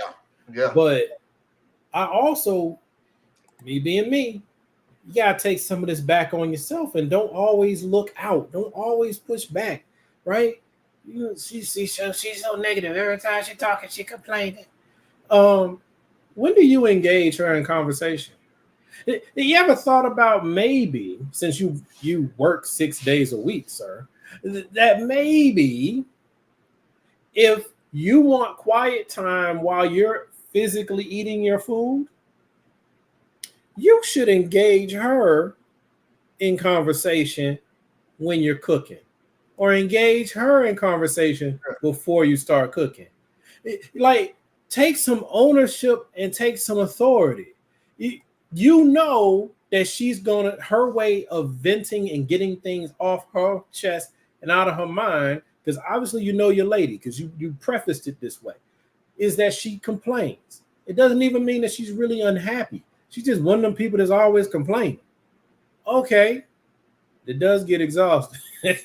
But you've decided that you like this woman beyond that, despite that anyway. So when you come home, take a few minutes to get reset, right? I don't know if they go to the bathroom, you could, get a drink of water. I don't know what you do. But then during the time that you're most flexible for discussion, say, hey, baby, tell me about your day. Hey, baby, what's on your mind today? Or hey, this is what happened on my day. And if you start talking about your day, guess what? She's going to start talking about her day. And now you can get her to start talking. And now you got all this stuff happening before it's time for you to eat. So that when you turn around later and you say, baby, look, I get it. But when I'm eating, I don't talk because I can't focus on what you're saying. I'm trying to enjoy what I'm eating. Can we please do this before I start eating or after I get done eating, whichever way? But I can't, this isn't how I function.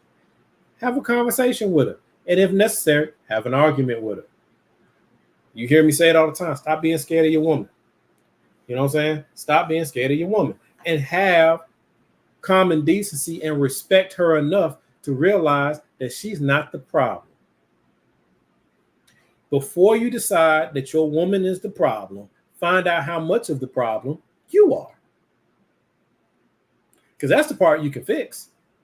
So after you've looked at yourself and you see how you are a part of the problem and you fixed your part of the problem, now you can look at her and say what her problem is, right? Maybe she's complaining because you're not present. All right, everybody, let's get on to the next one. Positive story of the week.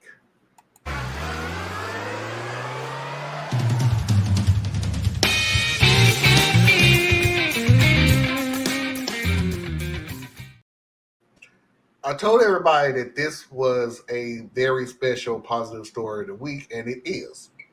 Because the positive story of the week is me and Foxy. And this all happened just yesterday. Last night, to be exact. So me and Foxy was going to go to the movies, and we was going to watch Beetlejuice 2. We got to the mall, which is in a different city, and we decided, hey, Foxy is hungry. Let's go to the mall. Let's see what we can find to eat before the movie started. The movie didn't start till about 9 o'clock. We went there. We got up there about 8:40 or so, or whatever, 8:30, 8:40. And we started walking around the mall. It probably 8:40. We started walking around the mall, and we're noticing that everybody is sort of packing up, so to speak. Packing up, shutting down, whatever you have. We're looking around like, it ain't even 8 o'clock. What is going on? So we get to the food court, and Foxy just decided to ask one of the guys, at one of the fast food restaurants, hey, are y'all shutting down? Are y'all closing up?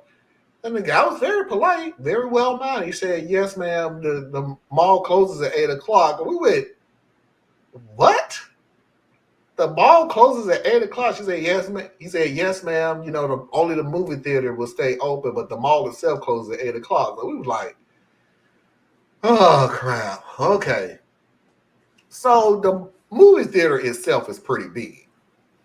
So I said, well, Foxy, let's just chill out. Let's go to the movie theater. Let's see if they have something for you to eat. Me personally, just give me my hot butter popcorn and I'm good. You ain't even got to bother me, bro, for real. Like my hot butter. Never mind. I could talk for days on hot butter popcorn. You man, please. That movie could suck rocks, and I'm still sitting there. Well, this popcorn good, and just sit there. So we get to the movie theater. And I said that I looked on a menu. I looked on a menu where they have the pictures of the stuff that you get cook and everything. And I did see a couple of sandwiches. I couldn't see that far, so I don't know what the sandwiches was. So I was like, okay, cool. We go in, you know, we get our food. They had a little booth on the side where you could sit down and everything. I said, we can sit over there. We can eat our food. I'm not going to touch the popcorn thing because I need my popcorn for the movie. But you can get you something to eat. That's cool. So she scanned the tickets in. Well, ma'am, these tickets ain't for this movie theater.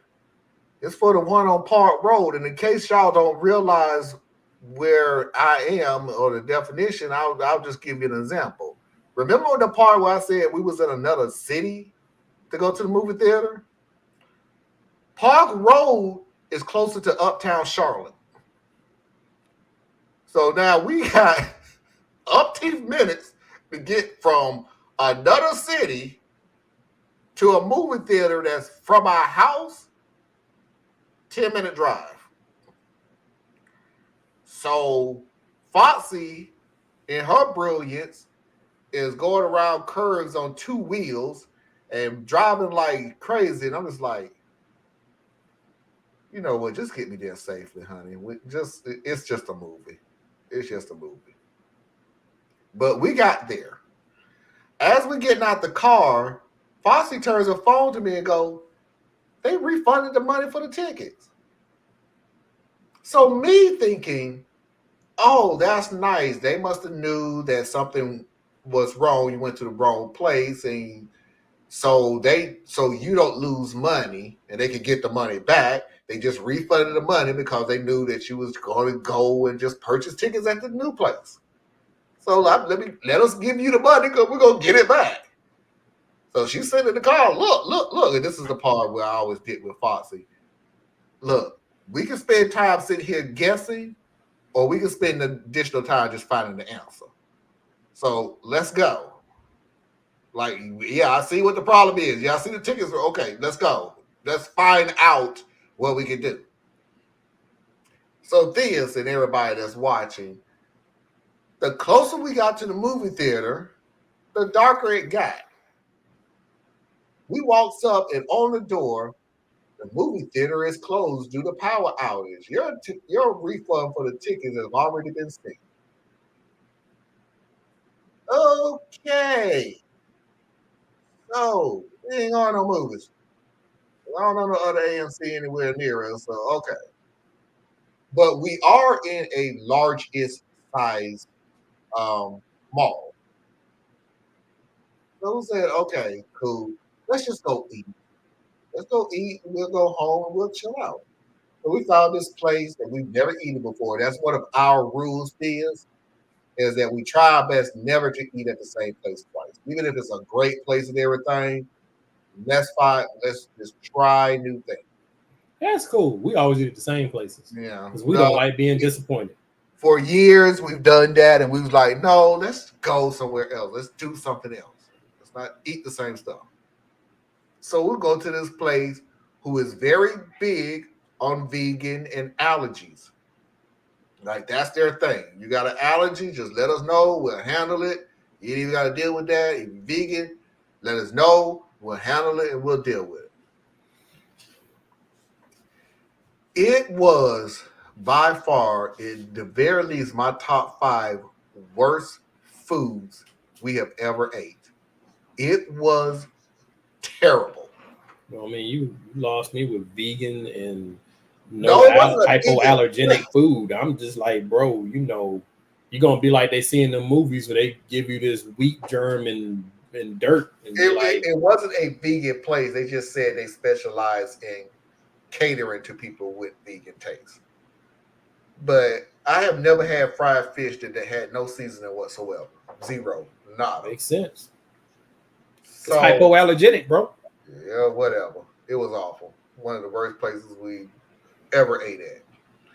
Now, I know y'all listening to the story going, well, God, that sounds like a terrible story. It was Friday the 13th yesterday, by the way. God, Marlon, that's a terrible story. So why are you making this positive?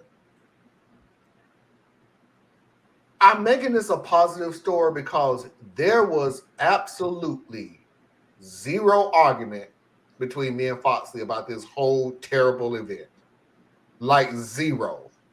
We flowed with everything.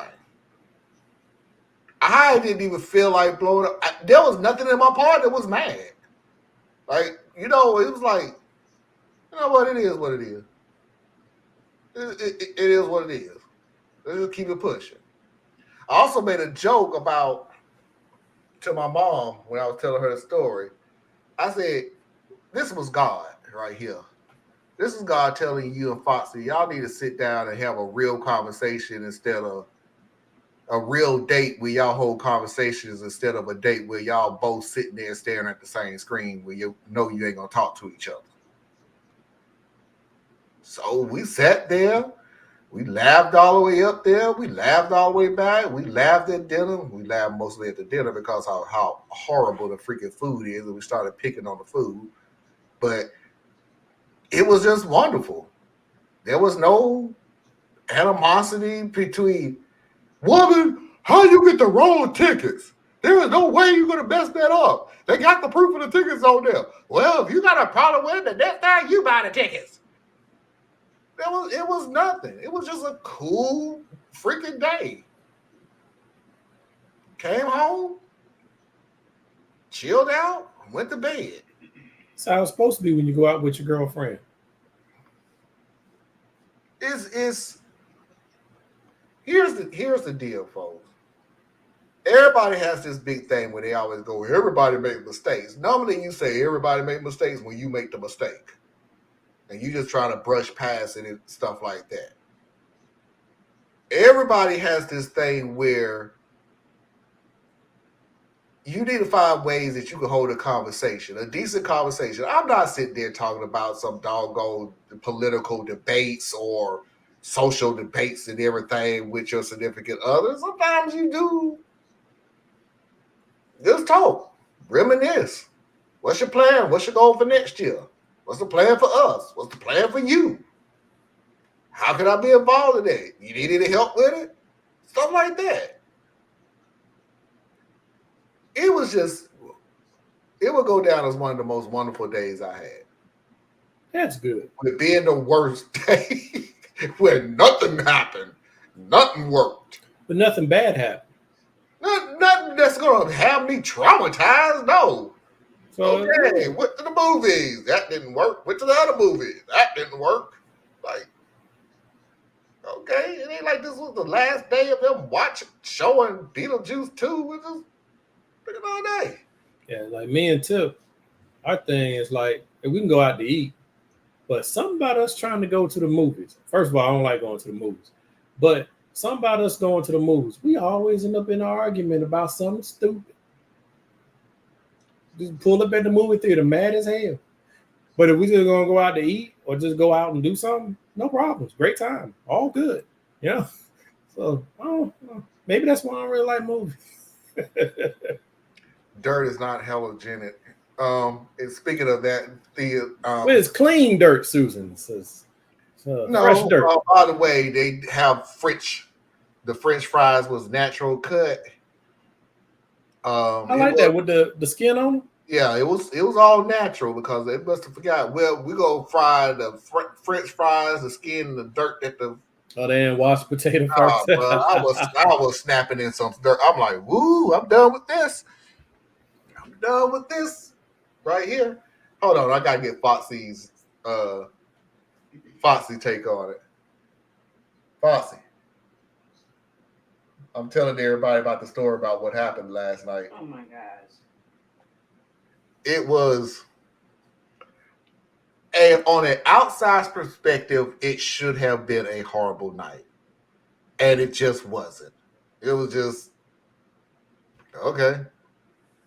It is what it is. And we had a good time. We did have a good time. We had a great time for a thing. All I'm saying is plans change. Just adapt. Just adapt to it. I'm not gonna fight you because of something that's out of your. Okay, her getting the tickets, that was in her control now.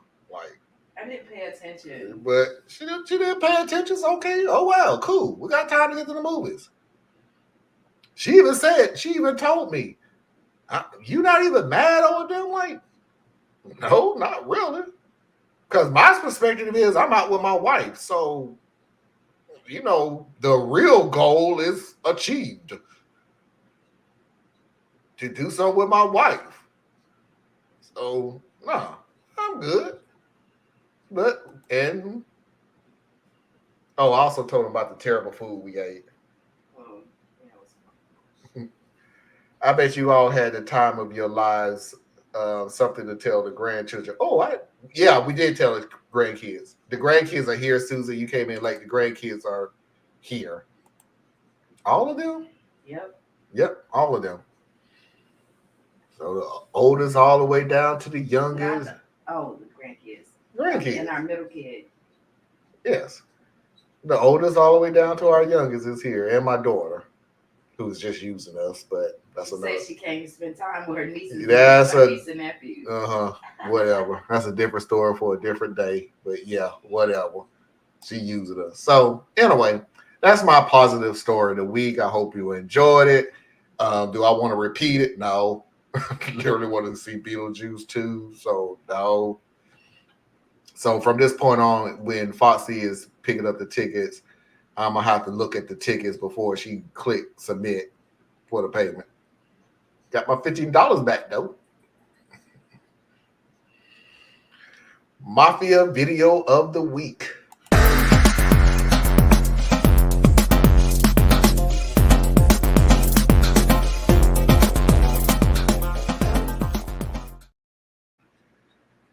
Man, look. Well, your girlfriend been watching too many of them competitive reality TV shows. Hi guys, have we had a chance to look over the menu? I will have the pizza burger. Okay. And for the lady? Yes. Before me are 2 dinner options that I can eat tonight. But only one of them is going into my stomach.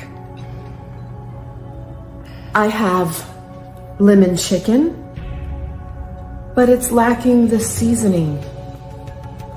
On the other hand, I have a wonderful vegetarian pasta, but the sauce costs extra.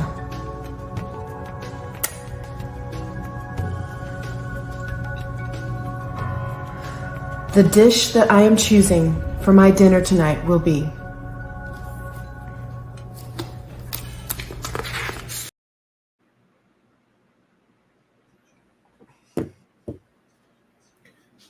So I'm gonna lock the door on her. That was wrong to lock doors. It is, but I'm ready to break up now. Look, that was just too much. I admit she did a good job with her makeup, but no, that's just so extra. So extra. This is what will happen. As soon as she get into her spiel, I'm thinking, is she on a date with me? This ain't our first date. Like, this is my girlfriend. Mm-hmm. Oh yeah, she gonna get the lemon chicken. All right. See, this is this is be a definition of a fight within a fight, and I can see it coming. I just don't know what the outcome will be.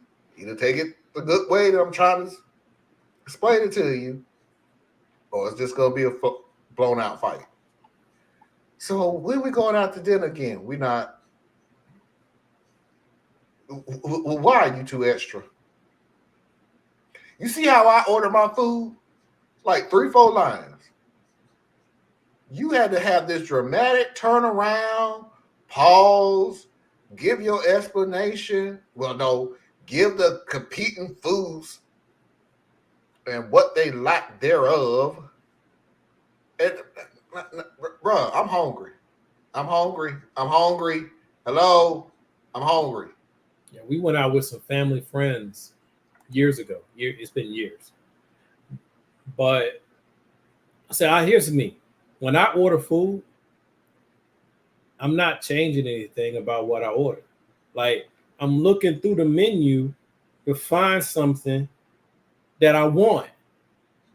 At most, I'll say no mayo, right? Like, we're not doing all this stuff. If I'm out to dinner with somebody and they start changing all the different ingredients in the food, we ain't going out to eat no more. The only person I can tolerate doing all them changes is my wife, because that's my wife. So I expect that she's going to, in fact, I know how she eats so much now, I can order for her no matter where we at, because I know exactly. Now, she ain't going to eat that. Now, you're going to have to take that out. Right? But anybody else? No, I can't. I can't. Like, look, find something else on the menu you want then. Eat an appetizer if that's what, if it's that bad. Or do we need to leave? I can't do you. Sorry, I just can't. You doing too much. Hello, everybody, from the sound of from my sound of my voice to your ears. We're almost at the end of the show. If you could please go ahead and hit that like button if you haven't already, I would truly appreciate it. Let's go ahead and get into it. Foxy's videos of the week.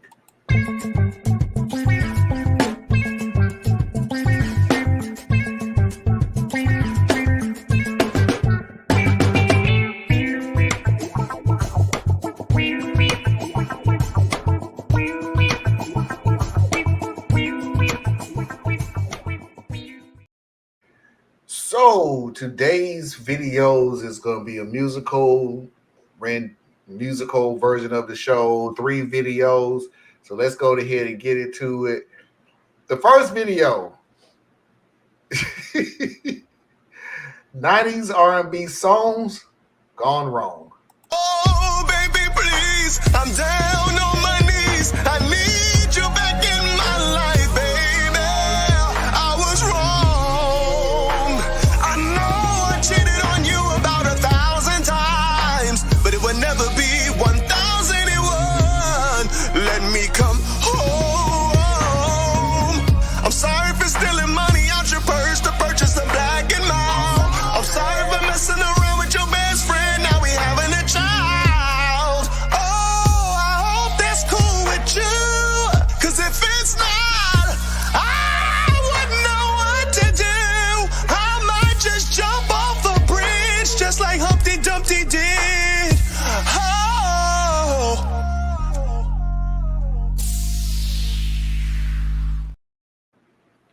And some silly woman will take him back.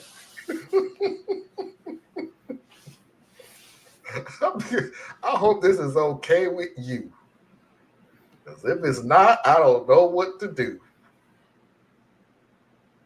And that's true to how these dudes be, man. They'll mess up so much, so bad. And each time they talking about, I don't know what I'd do without you. Man, look, you about to figure it out. Jump! Right? You know, I get so annoyed, bro. I know Facebook, is designed to keep you upset, keep you mad. And it does a good job. Because I'm like, that's what. Like, come on, man. Women who just consistently make dumb decisions on the men that they choose. Like, consistently. And you do it all. What are you, stupid? And then the dudes, just sorry. And I was just like, how you complaining about how bad your life is when you have literally structured your life to be like this? Yeah. It really just, boggles me. Go piggybacking off of what you said. My life is terrible. My life is disgusting. My life. And then if you really care enough, I don't. I really don't. But you can have fun with it if you have a boring Saturday or something. Read what they said. It's terrible, it's bad, and everything else. Go through that history one day and realize, one, you make some of the stupidest mistakes out there. It's just dumb. Like, it only makes sense to you. And the only reason I say it only makes sense to you is because of number two. You get some great advice. But if you look at people who always complain about their life, they doing the same shit. Like, if you had a toxic boyfriend or girlfriend, you got the courage to break up with them, then you go pick up the same toxic girlfriend or boyfriend. Because you got a type. Like, and your type is bad for you. So stop blaming what you keep going to pick up and blame yourself. Blame you. At least I was aware I chose Psycho 3-month limit when I was dating. Yeah. Man, look. I remember. I'm not gonna lie to you. I can't give you no 3 months. Well, in my case, many of my relationships didn't last much longer than that. Nowhere. But I don't know, bro. I remember I had this back way back when I was dating. By the time I got to my third girlfriend that was threatening suicide, I realized, yeah, there's something wrong with my selection criteria. You know what I'm saying? Like, it ain't. I get it. You know, I'm not making these women be like this. These are the women I chose that are like this. So I stopped dating for like 6 months or something like that. I wasn't dating nobody. You know what I'm saying? 'Cause I was like, I got to figure out what it is about me. And I learned myself. I was like, yeah, you are Mr. Fix It. You were trying to find a woman that is broken, and then you trying to help fix her. And then there's only two things that happen. Either one, you can't fix her, or two, you fix her just enough that she don't need you no more. You know? So the problem was me. I had to fix me. All right. But you say that to these people on social media, and they be ready to come find you with pitchforks. I know. Because they don't take it. You're talking about people for years, who never take accountability of their actions. They just don't. It's always somebody else. What's the saying? If you go and you encounter an asshole, that person may be an asshole. If you go and encounter everybody's an asshole, maybe you the asshole. It's you. It's Pastor said many years ago, it was like, y'all understand, I can hear you. Okay, when church is over, I can hear you in the parking lot. You right outside my window. So next time you wondering why there's so much gossip in the church, you need to ask yourself, what's it about you that makes people feel like they can come gossip to you? Yeah. Because a gossip ain't coming to somebody who ain't gonna tolerate it. If they gossip to you, they gonna gossip about you. Well, that's absolutely true too. I've held that since I was probably in elementary school. I was like, everybody got a best friend, and then, like, how I put it, everybody has a best friend, and their best friend ain't you. So you telling your best friend, and then they telling their best friend, and then they're telling their best friend, and eventually you're somebody's best friend, and your business just came back to you. There's an old meme that's going around Facebook. So funny because they use Bernie Mac, which actually makes sense because it sounds like something he would say. You've been gossiping to me for years about everybody's drama, And then you got the audacity to ask, and how you doing? I'm fine. Hell, I'm doing fine. I'm How great. you? I'm great. I'm doing wonderful. No problems on this end. Mm-mm. Nah, bro. Wonderful. Yep. How was your Facts. day? Tell me all about it. Yeah. And I Facts. guarantee you, they ain't got nothing. They ain't got nothing to tell you. That's good. Yep. No. You got that. If somebody come to you gossiping, you ain't got nothing to give them. I'm not gonna give you the bullet. But people don't tend to come to me with that mess because I'll be there. Like, I don't want to hear this. I really don't. They don't even come to me. I don't want to hear this. Like, bruh, You know, the funny thing about it is the older I get, the less drama I want in my life. That's how we all supposed to get. Yeah, okay. Yeah. And blah, blah, blah, blah, blah, blah. Hey, how your day going? Well, what had happened was this morning. Oh, no. I said your day. I ain't mean for you to start from this morning. I'm so classic, bro. It's like, because if you catch it, there's a big difference. Hey, how's your day? Or, I hope you had a good day. See, one, I'm inviting you to give me information. Second one, I don't care. I just hope your day was good. Don't give me nothing. Okay? Nothing. Hey, Theus, how's your day? My day was fine. I hope your day was well too. Then there are those who are everything you ever wanted until they got you. Then they turn on you because they know what you want, and they will be the opposite. See, there are definitely people like that. There truly are. I'm not taking away from that, but I think they are far more rare than we give ourselves credit for. Because a lot of times we'll say that a person changed on us, but if you could get them to honestly talk to you and tell you their side, they'll tell you how you changed on them. Right?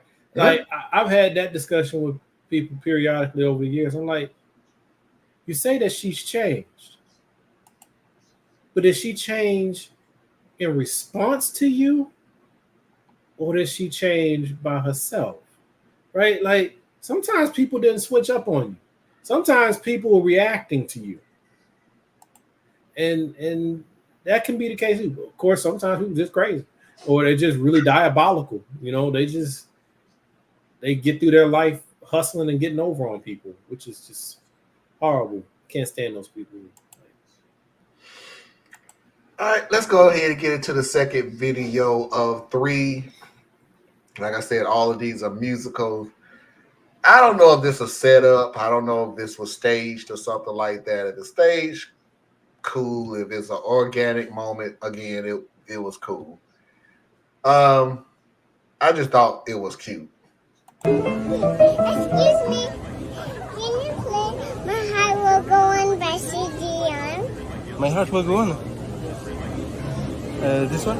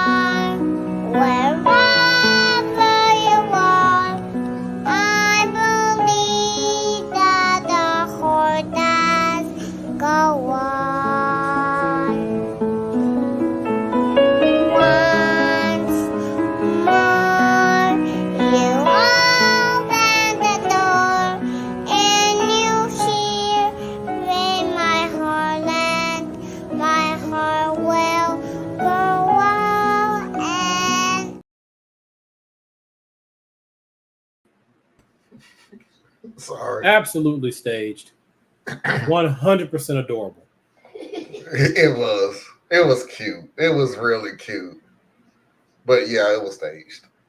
I agree. Because you had too many camera angles and putting the words. This is so cute. The whole place was silent. And I'm like, Them and editing, but I'm just saying, like the camera angles, absolutely. Now, come on, bro, come on. And then and then the little girl and just how composed and then she picked the song. Anyway, totally staged. I hope he got great tips off of that.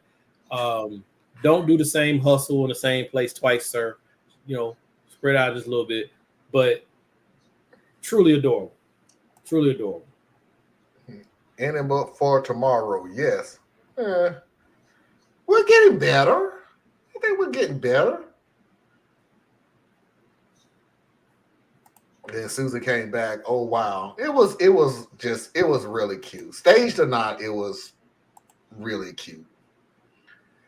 Now, last video of the night, so we can go ahead and stay into Saturday, which is what it is now, instead of going to Sunday. You are invited to the cookout. Sing like you, but I don't know if they sing like you. Say, I need thee, oh, I need thee, I need thee. Every hour. I can't do that.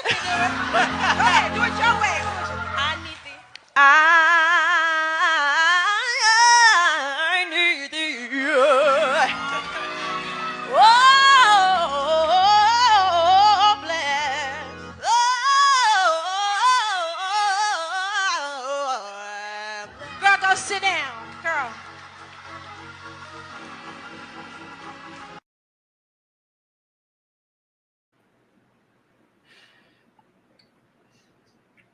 What's wrong with you? I ain't got nothing good to say. What? Okay, I'll say the girl can sing. How about that? The girl can sing. Don't be playing dress up in my face. What? I'm just saying. Hey, I'm just telling. How's she playing? And I'm not even blaming the little girl. I'm blaming the little so-called poorly dressed preacher lady. Oh. Because it's like, ooh, because like you said, you can come to cookout. Fuck. You know what time it is? Fuck all this cookout shit. I don't want half y'all at the cookout. just go through life just eagerly trying to find some white person who can act like a black person, and all of a sudden that's special. I can show you a whole bunch of black people who act like they're white, right? Just acknowledge that this young lady can sing, and then do something where you're showcasing each other's singing talents and sing together. That'd have been nice. But instead, what you're doing a little sing-along thing. Hey, little white girl, let's show everybody you can sound like a black girl. No, you have tremendous talent, young lady. Sing a song. I'm sorry. That's me. All right, everybody. That is the end of the show. Theus, tell everybody where they can find you. Yeah, you can find me at this website. This is right here. This one right here. You can find me there. There's a bunch of old stuff, but you can find me. Like I had this thing, right? I was gonna do a whole video series about changing your registration, and my next two are gonna be about independents and Republicans, right? But I haven't made the video because I can't bring myself to do it. I have hit the wall and said, I just don't care.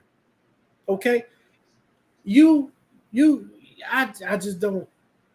I don't look. If you vote Democratic, we need to change our registrations so we can force the Democratic Party to start coming and actually listening to their voters again and doing town halls and all of that stuff. I 100% 10 toes down. Let's do it. Let's go. But third parties, independents, and Republicans, y'all want to do it? Great. You should. I don't care, though. No, I don't care. First of all, third parties, they already do a pretty good job of going to listen to their people. That's why they exist. You know, there might be only 8 of them in a room, but that's why they exist, right? They listen to each other. The Republicans, I'm so disgusted with them. I don't care. I just don't care. So I gotta figure out something else to do. I'm gonna do the Trump quote thing, but that's just a little fun side thing to do. I think I'm done trying to be serious.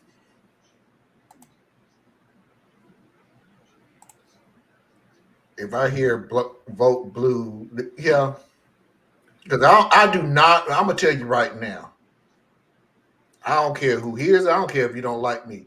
That whole bullshit vote blue no matter who. Okay, go ahead. Y'all remember Kristen Sinema? See, I don't agree with you. I do. I agree with me. I mean, that's me. Because I agree with me. But it's like, y'all need to get off your ass. Thank you. And start researching, start looking up these people. They have a whole database. They have a database, government-funded database that tells you how these people who are in office, how they vote. Whole database. They not even giving you an encyclopedia of what the bill is. They give you little excerpts of what the bill is. And they didn't tell you what your people voted on it. Y'all don't even want to do that. You want to go with, they cute. They can talk well. That's why. Like, that's part of why I don't have a problem with vote blue no matter who, because everything is in levels. If you are a paint by numbers Crayola kid voter, then vote blue no matter who is about as complicated a message as you can absorb. So vote blue no matter who, because you ain't gonna put in no work no way. So at least just help us stack the numbers over here. Whatever gets in, but at least it's not what we fighting against. That's great for the intentionally uninformed masses, right?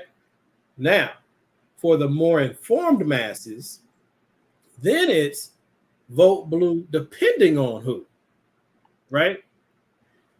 Then you start getting into the people who are actually involved in politics or in social awareness, in social justice, in criminal justice, in like they're more like activated in very specific things. Now it's not about blue.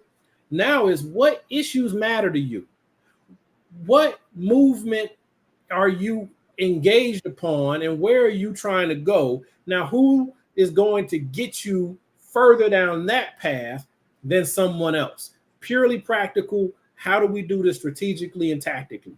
That those people hear vote blue no matter who, and it goes right out their ear because they beyond that. Right? You can say vote blue no matter who to me all you want to. I know you're not talking to me because that's not how I vote. But there's a lot of people who need a simple message because they're not going to do the homework. They're not going to even begin to try.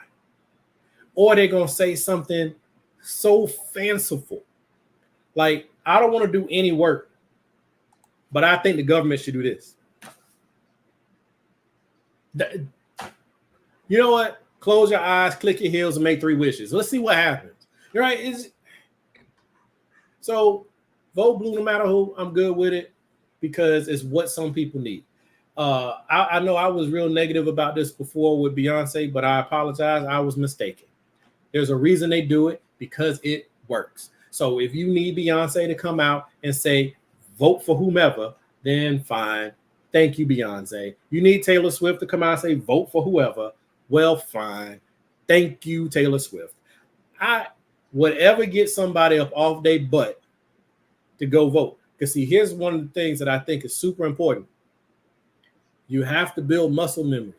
You have to build a routine. And if what it takes to get you to take the first step is a celebrity or a slogan, then so be it. It helped you take your first step. Now that you've taken your first step, maybe now we can add some curiosity and we can add some information. But poo-pooing on people who go by slogans, I don't see how that helps any of us. And I admit, I was one of the ones who was really attacking that kind of stuff. But I thought about it. And I'm like, no, you got to do what works. Okay, so if I was to go by what you said, then what is wrong? And I'm picking on you because I know there's an answer to it. But what's wrong with they see us now? Because when she said they see us now, that was about social justice. That was about the difference between white and black dynamics in America. So that was irritating to me because it's pathetically stupid. Why? I need more of us to get because you're not showing up at a polling place to make somebody see that you black. There's no election for that. Okay, there's no turnout registration to get police to stop shooting people in the street. That doesn't exist. So they see us now annoy me for that reason because it's like, what the hell are you talking about? First of all, now we're gonna slide into my black stuff. I would love for more black people to get to the point where we don't care if they see us. We don't care if you like us. We don't care if you accept us. We accept us. We like us. We see us. We care about us. And because of those things, we will fight you. We will fight you for space on the job. We will fight for you. We will fight with you for space in politics. We will fight with you for wherever we need to be in order to have equal or the most equal opportunity that you get to enjoy. So I take whiteness and I put it over here. I take Hispanic, put it over here. And I take black and I put it over here because at the end of the day, none of us should be centered. At least, especially not in America where we're supposed to all be blended and all this. We're supposed to be Americans. Well, I can't just be an American because you don't treat black people like you treat everybody else. You don't treat Hispanics like you treat everybody else. You center whiteness in everything that you do. Sorry, here's another pivot before we shut this down because I probably won't be here tomorrow. I understand. You remember all the jokes that came out when he was talking about cats and dogs and stuff? I was surprised to see all them jokes. I admit, I was surprised. I couldn't find the humor. Then I saw a few that were kind of funny. I ain't gonna lie, but it was still ignorant. Here's the thing. The thing about a person eating a cat was a woman who has certifiable mental issues. An American black woman, not Haitian. The image that they show you of that man with a goose, it's just a random black man. We don't know if he's Haitian. We don't know nothing about him. But you see, the people who hate you don't care. The people who hate you are able to take all of those things together and say it was Haitians. Whether it was true or not, whatever, it doesn't matter. They hate you. They hate you for what they see of you. They don't give a rat's ass about you being American black, Haitian black, Nigerian black. They don't give a fuck. They see that you are black and they hate you for it. And then your dumb, silly ass gonna get out here and parrot the same hatred about your own people. You joining in the joke about your own people. That's why I get mad at us. So goddamn eager to find a fucking joke out of everything. These people will kill you. But you want to smile. You want to laugh. In fact, some of y'all ignorant asses say some of the same horrible shit about Haitians that they saying about them. They'll string your ass up right next to them. But I won't be here to say that tomorrow. So I said it now. Yeah, you may not want to tune in either. Because that may be a follow-up video. I'm sure it'll be there. It's a big piece. It's a big talking point. It's but it's completely taken, in my view, out of context. What they talking about is how off the rocker he sounded, right? Oh. But he said that because his people believe it. Oh no! And I will tell you right now, that's why I had to look up the story. Thanks, Mom, because you're the one who pointed out that I've sat here and said you can make jokes in light of certain stupidity. I do it all the time. I have to. I can't take some of you people seriously. And I know it pisses you off. I just don't care. Because I know you get pissed off over some of the stupidest shit that's ever been said or taken out of context so you can be pissed, or you redirect what was actually happening so you can be pissed. And okay, cool. You more mad that I don't react to it than me what I react. I don't care. I just don't. I'm trying to keep my people alive. I don't give a fuck if you happy with me or not. I'm serious. I just don't. So when it came to that Haitian story, and you turned around, and you know what? I'm going to go ahead and give you a sneak peek into tomorrow's show. We started off with the whole concept that it was a Facebook post that JD Vance reposted or talked about or something like that. To the point where Springfield, Ohio literally had to write them and go, will y'all cut this shit out? Because we ain't got no report of this whatsoever, and you making us look bad. There is no report on this. So I had to look up the story for tomorrow just in case. I'm going to give you a sneak peek. They found the woman who made the original post. She said, I just took it off as a rumor. No, the fuck you didn't. Who the fuck posted a rumor if you did not expect this shit to blow up? People post. You thought this shit was going to be localized. That was your point. You thought it was going to be a localized rumor that only Springfield was going to hear. And then when it blew up and everybody else, your joke shut down schools. Yep. Your joke shut down concerts. Your joke shut down hospitals. Well, I'll give you one more. Her joke didn't even do it. The nature of the beast that we are dealing with did it. See, this is the through line that more people need to take their history seriously. Black men have been lynched for less. A lot less. Okay? For being on the elevator with a woman. For someone saying that they touched someone. For somebody imagining, like they literally made up, okay?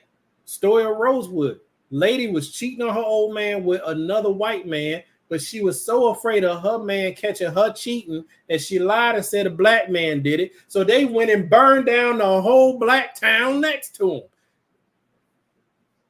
There's real death and destruction in these things. And if we took it just a little more serious, then we would not have had a trauma response of pretending like we eating the animals to show them how ridiculous that they are, which is, I get it. To me, it's a trauma response. We turn things into humor. It kind of deflects. It lets some of the pressure off. And that's how we get through things. But we do that because we don't fight. We do that because we don't have leverage. But anyway, that happened. But like Marlon said, behind that, and they went and just took different pieces, stuck it together, and created a whole thing to demonize the entire Haitian population. So you imagine being that parent who had to tell your 6-year-old, can't go to school. I need to keep you home. I need to keep you safe. But why, mama? I'm sorry if I scared you, Susan, but I'm just telling y'all, this is what we don't need. I want so much for people to decide that America just wants all of its citizens to have a fair opportunity to compete. That's what I want. I sincerely want that. I work towards that. That's a big part of why my organization is even being built, and I want it to become something bigger. I want a safe space for my children to not have to deal with this nonsense, but I also want for everybody to just be able to compete. But make no mistake, and I'm one of the more chill ones, make no mistake, the things that I know of my history, I will not just quietly go down that path. And anyone out there can hear, you can take whatever the fuck you want to from it. Before I will let anyone harm my children, I will burn this world down. So it behooves us to find ways to be our better versions. Let's stop hiding behind our political party. Stop hiding behind our religion. Stop hiding behind our groups. And as an individual, say, what is my role and what can I do to do something better for the people around me?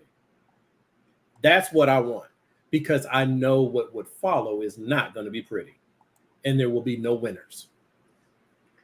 All these white people telling the Haitians to bring a class action suit. How? To who? Who? Who you gonna bring a class action suit to? Okay. My last statement. How did Malcolm X say? We talked about this same bullshit last week. I'm not fussing at you, Susan, because I know you by now. Stop coming up with shit with no fucking plan. I'm so. Stop coming up with stuff you don't have a plan behind. Let's go with this class action lawsuit. You know, okay, I'm going to find us a lawyer who believes this bullshit, and we're going to have a class action lawsuit. One of the questions the lawyer is going to say is, who are we going to go against? Crickets. Crickets. Crickets. That's all you're going to get, because you have nobody. What you thought was, let's have a class action lawsuit and let the law run the rest of the course to answer all the stuff that I'm too stupid to even try to research. Well, to be fair, I mean, yeah. Good intention, horrible execution. Like you said, who are you suing? Who are you suing? You can't sue the Trump campaign. They didn't create this, right? You can't sue the lady because people say things on social media every day.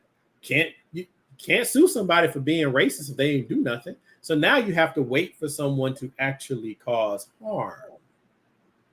And now, not only do you have to do this, you have to be able to tie down who the person is who's causing the harm. See, that's what's so wild about domestic terrorism, especially in America. You can't get nobody. That's why they don't have it as an actual law on the books. They get you for any other things that'll combine to be like domestic terrorism, but they ain't got it. Because what are you gonna do? I can get the person who tried to lynch someone. I can get somebody like they did them boys, the men that murdered Ahmaud Arbery, right? You can do that. But they didn't do nothing to that district attorney. They didn't do nothing to that sheriff's department. They didn't do nothing to the rest of the community that these people came up out of. Dylan Roof, when they murdered the men and women in the church. He was affiliated with some militia group. They got Dylan. Did they go after the group? Nope. Right? Because it's not illegal to be evil. It's illegal to act on evil. Right? So it's like, this is part of the problem of being a minority, pretty much any minority in America. Even if you can show the harm, you got to go to the devil and say, hey, devil, I need you to help me prosecute your demons.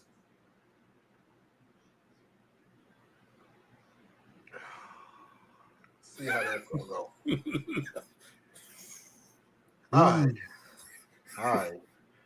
If Tracy is still watching, now she's like, you said before midnight, so we're gonna go ahead and get out of here. Yeah, I'm sorry. I got all worked up at the end. I did, everybody. and you didn't work me up because, like I said, there is more, and I want to read it out. There's more to the story about that post. It's like, but I want to be clear. I am not.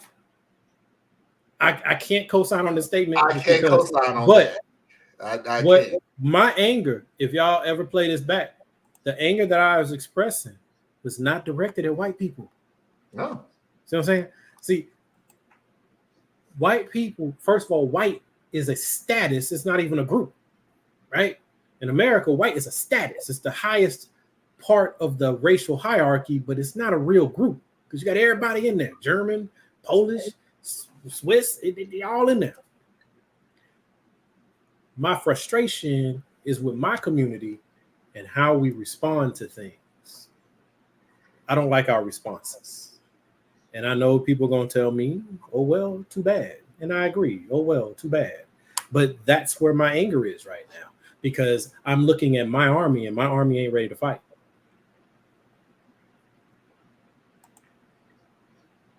You haven't been in the comment section. I've been in. Yeah, I try to stay out of them. I stay out of the comment section on a lot of things. Except one, because I had to get the pulse of it, and that Laura Trump singing. Yeah, I had to go into that comment section. Don't ever play that again. That was. I wish the hell. Anyway. Ladies and gentlemen, boys and girls, children of all ages, non-conforming individuals, and of course, I'm assuming you're LGBTQ. I will appreciate Theus if he is or is not here tomorrow. I appreciate Anna, who I hope will be here tomorrow. And until next time, if you haven't hit that like button, please do so now. We will see you when we see you. Peace. I don't even really have much, but no, I ain't got nothing. Everybody be nice to somebody, please. Just be nice to somebody. Yeah, whatever. I don't care no more until tomorrow.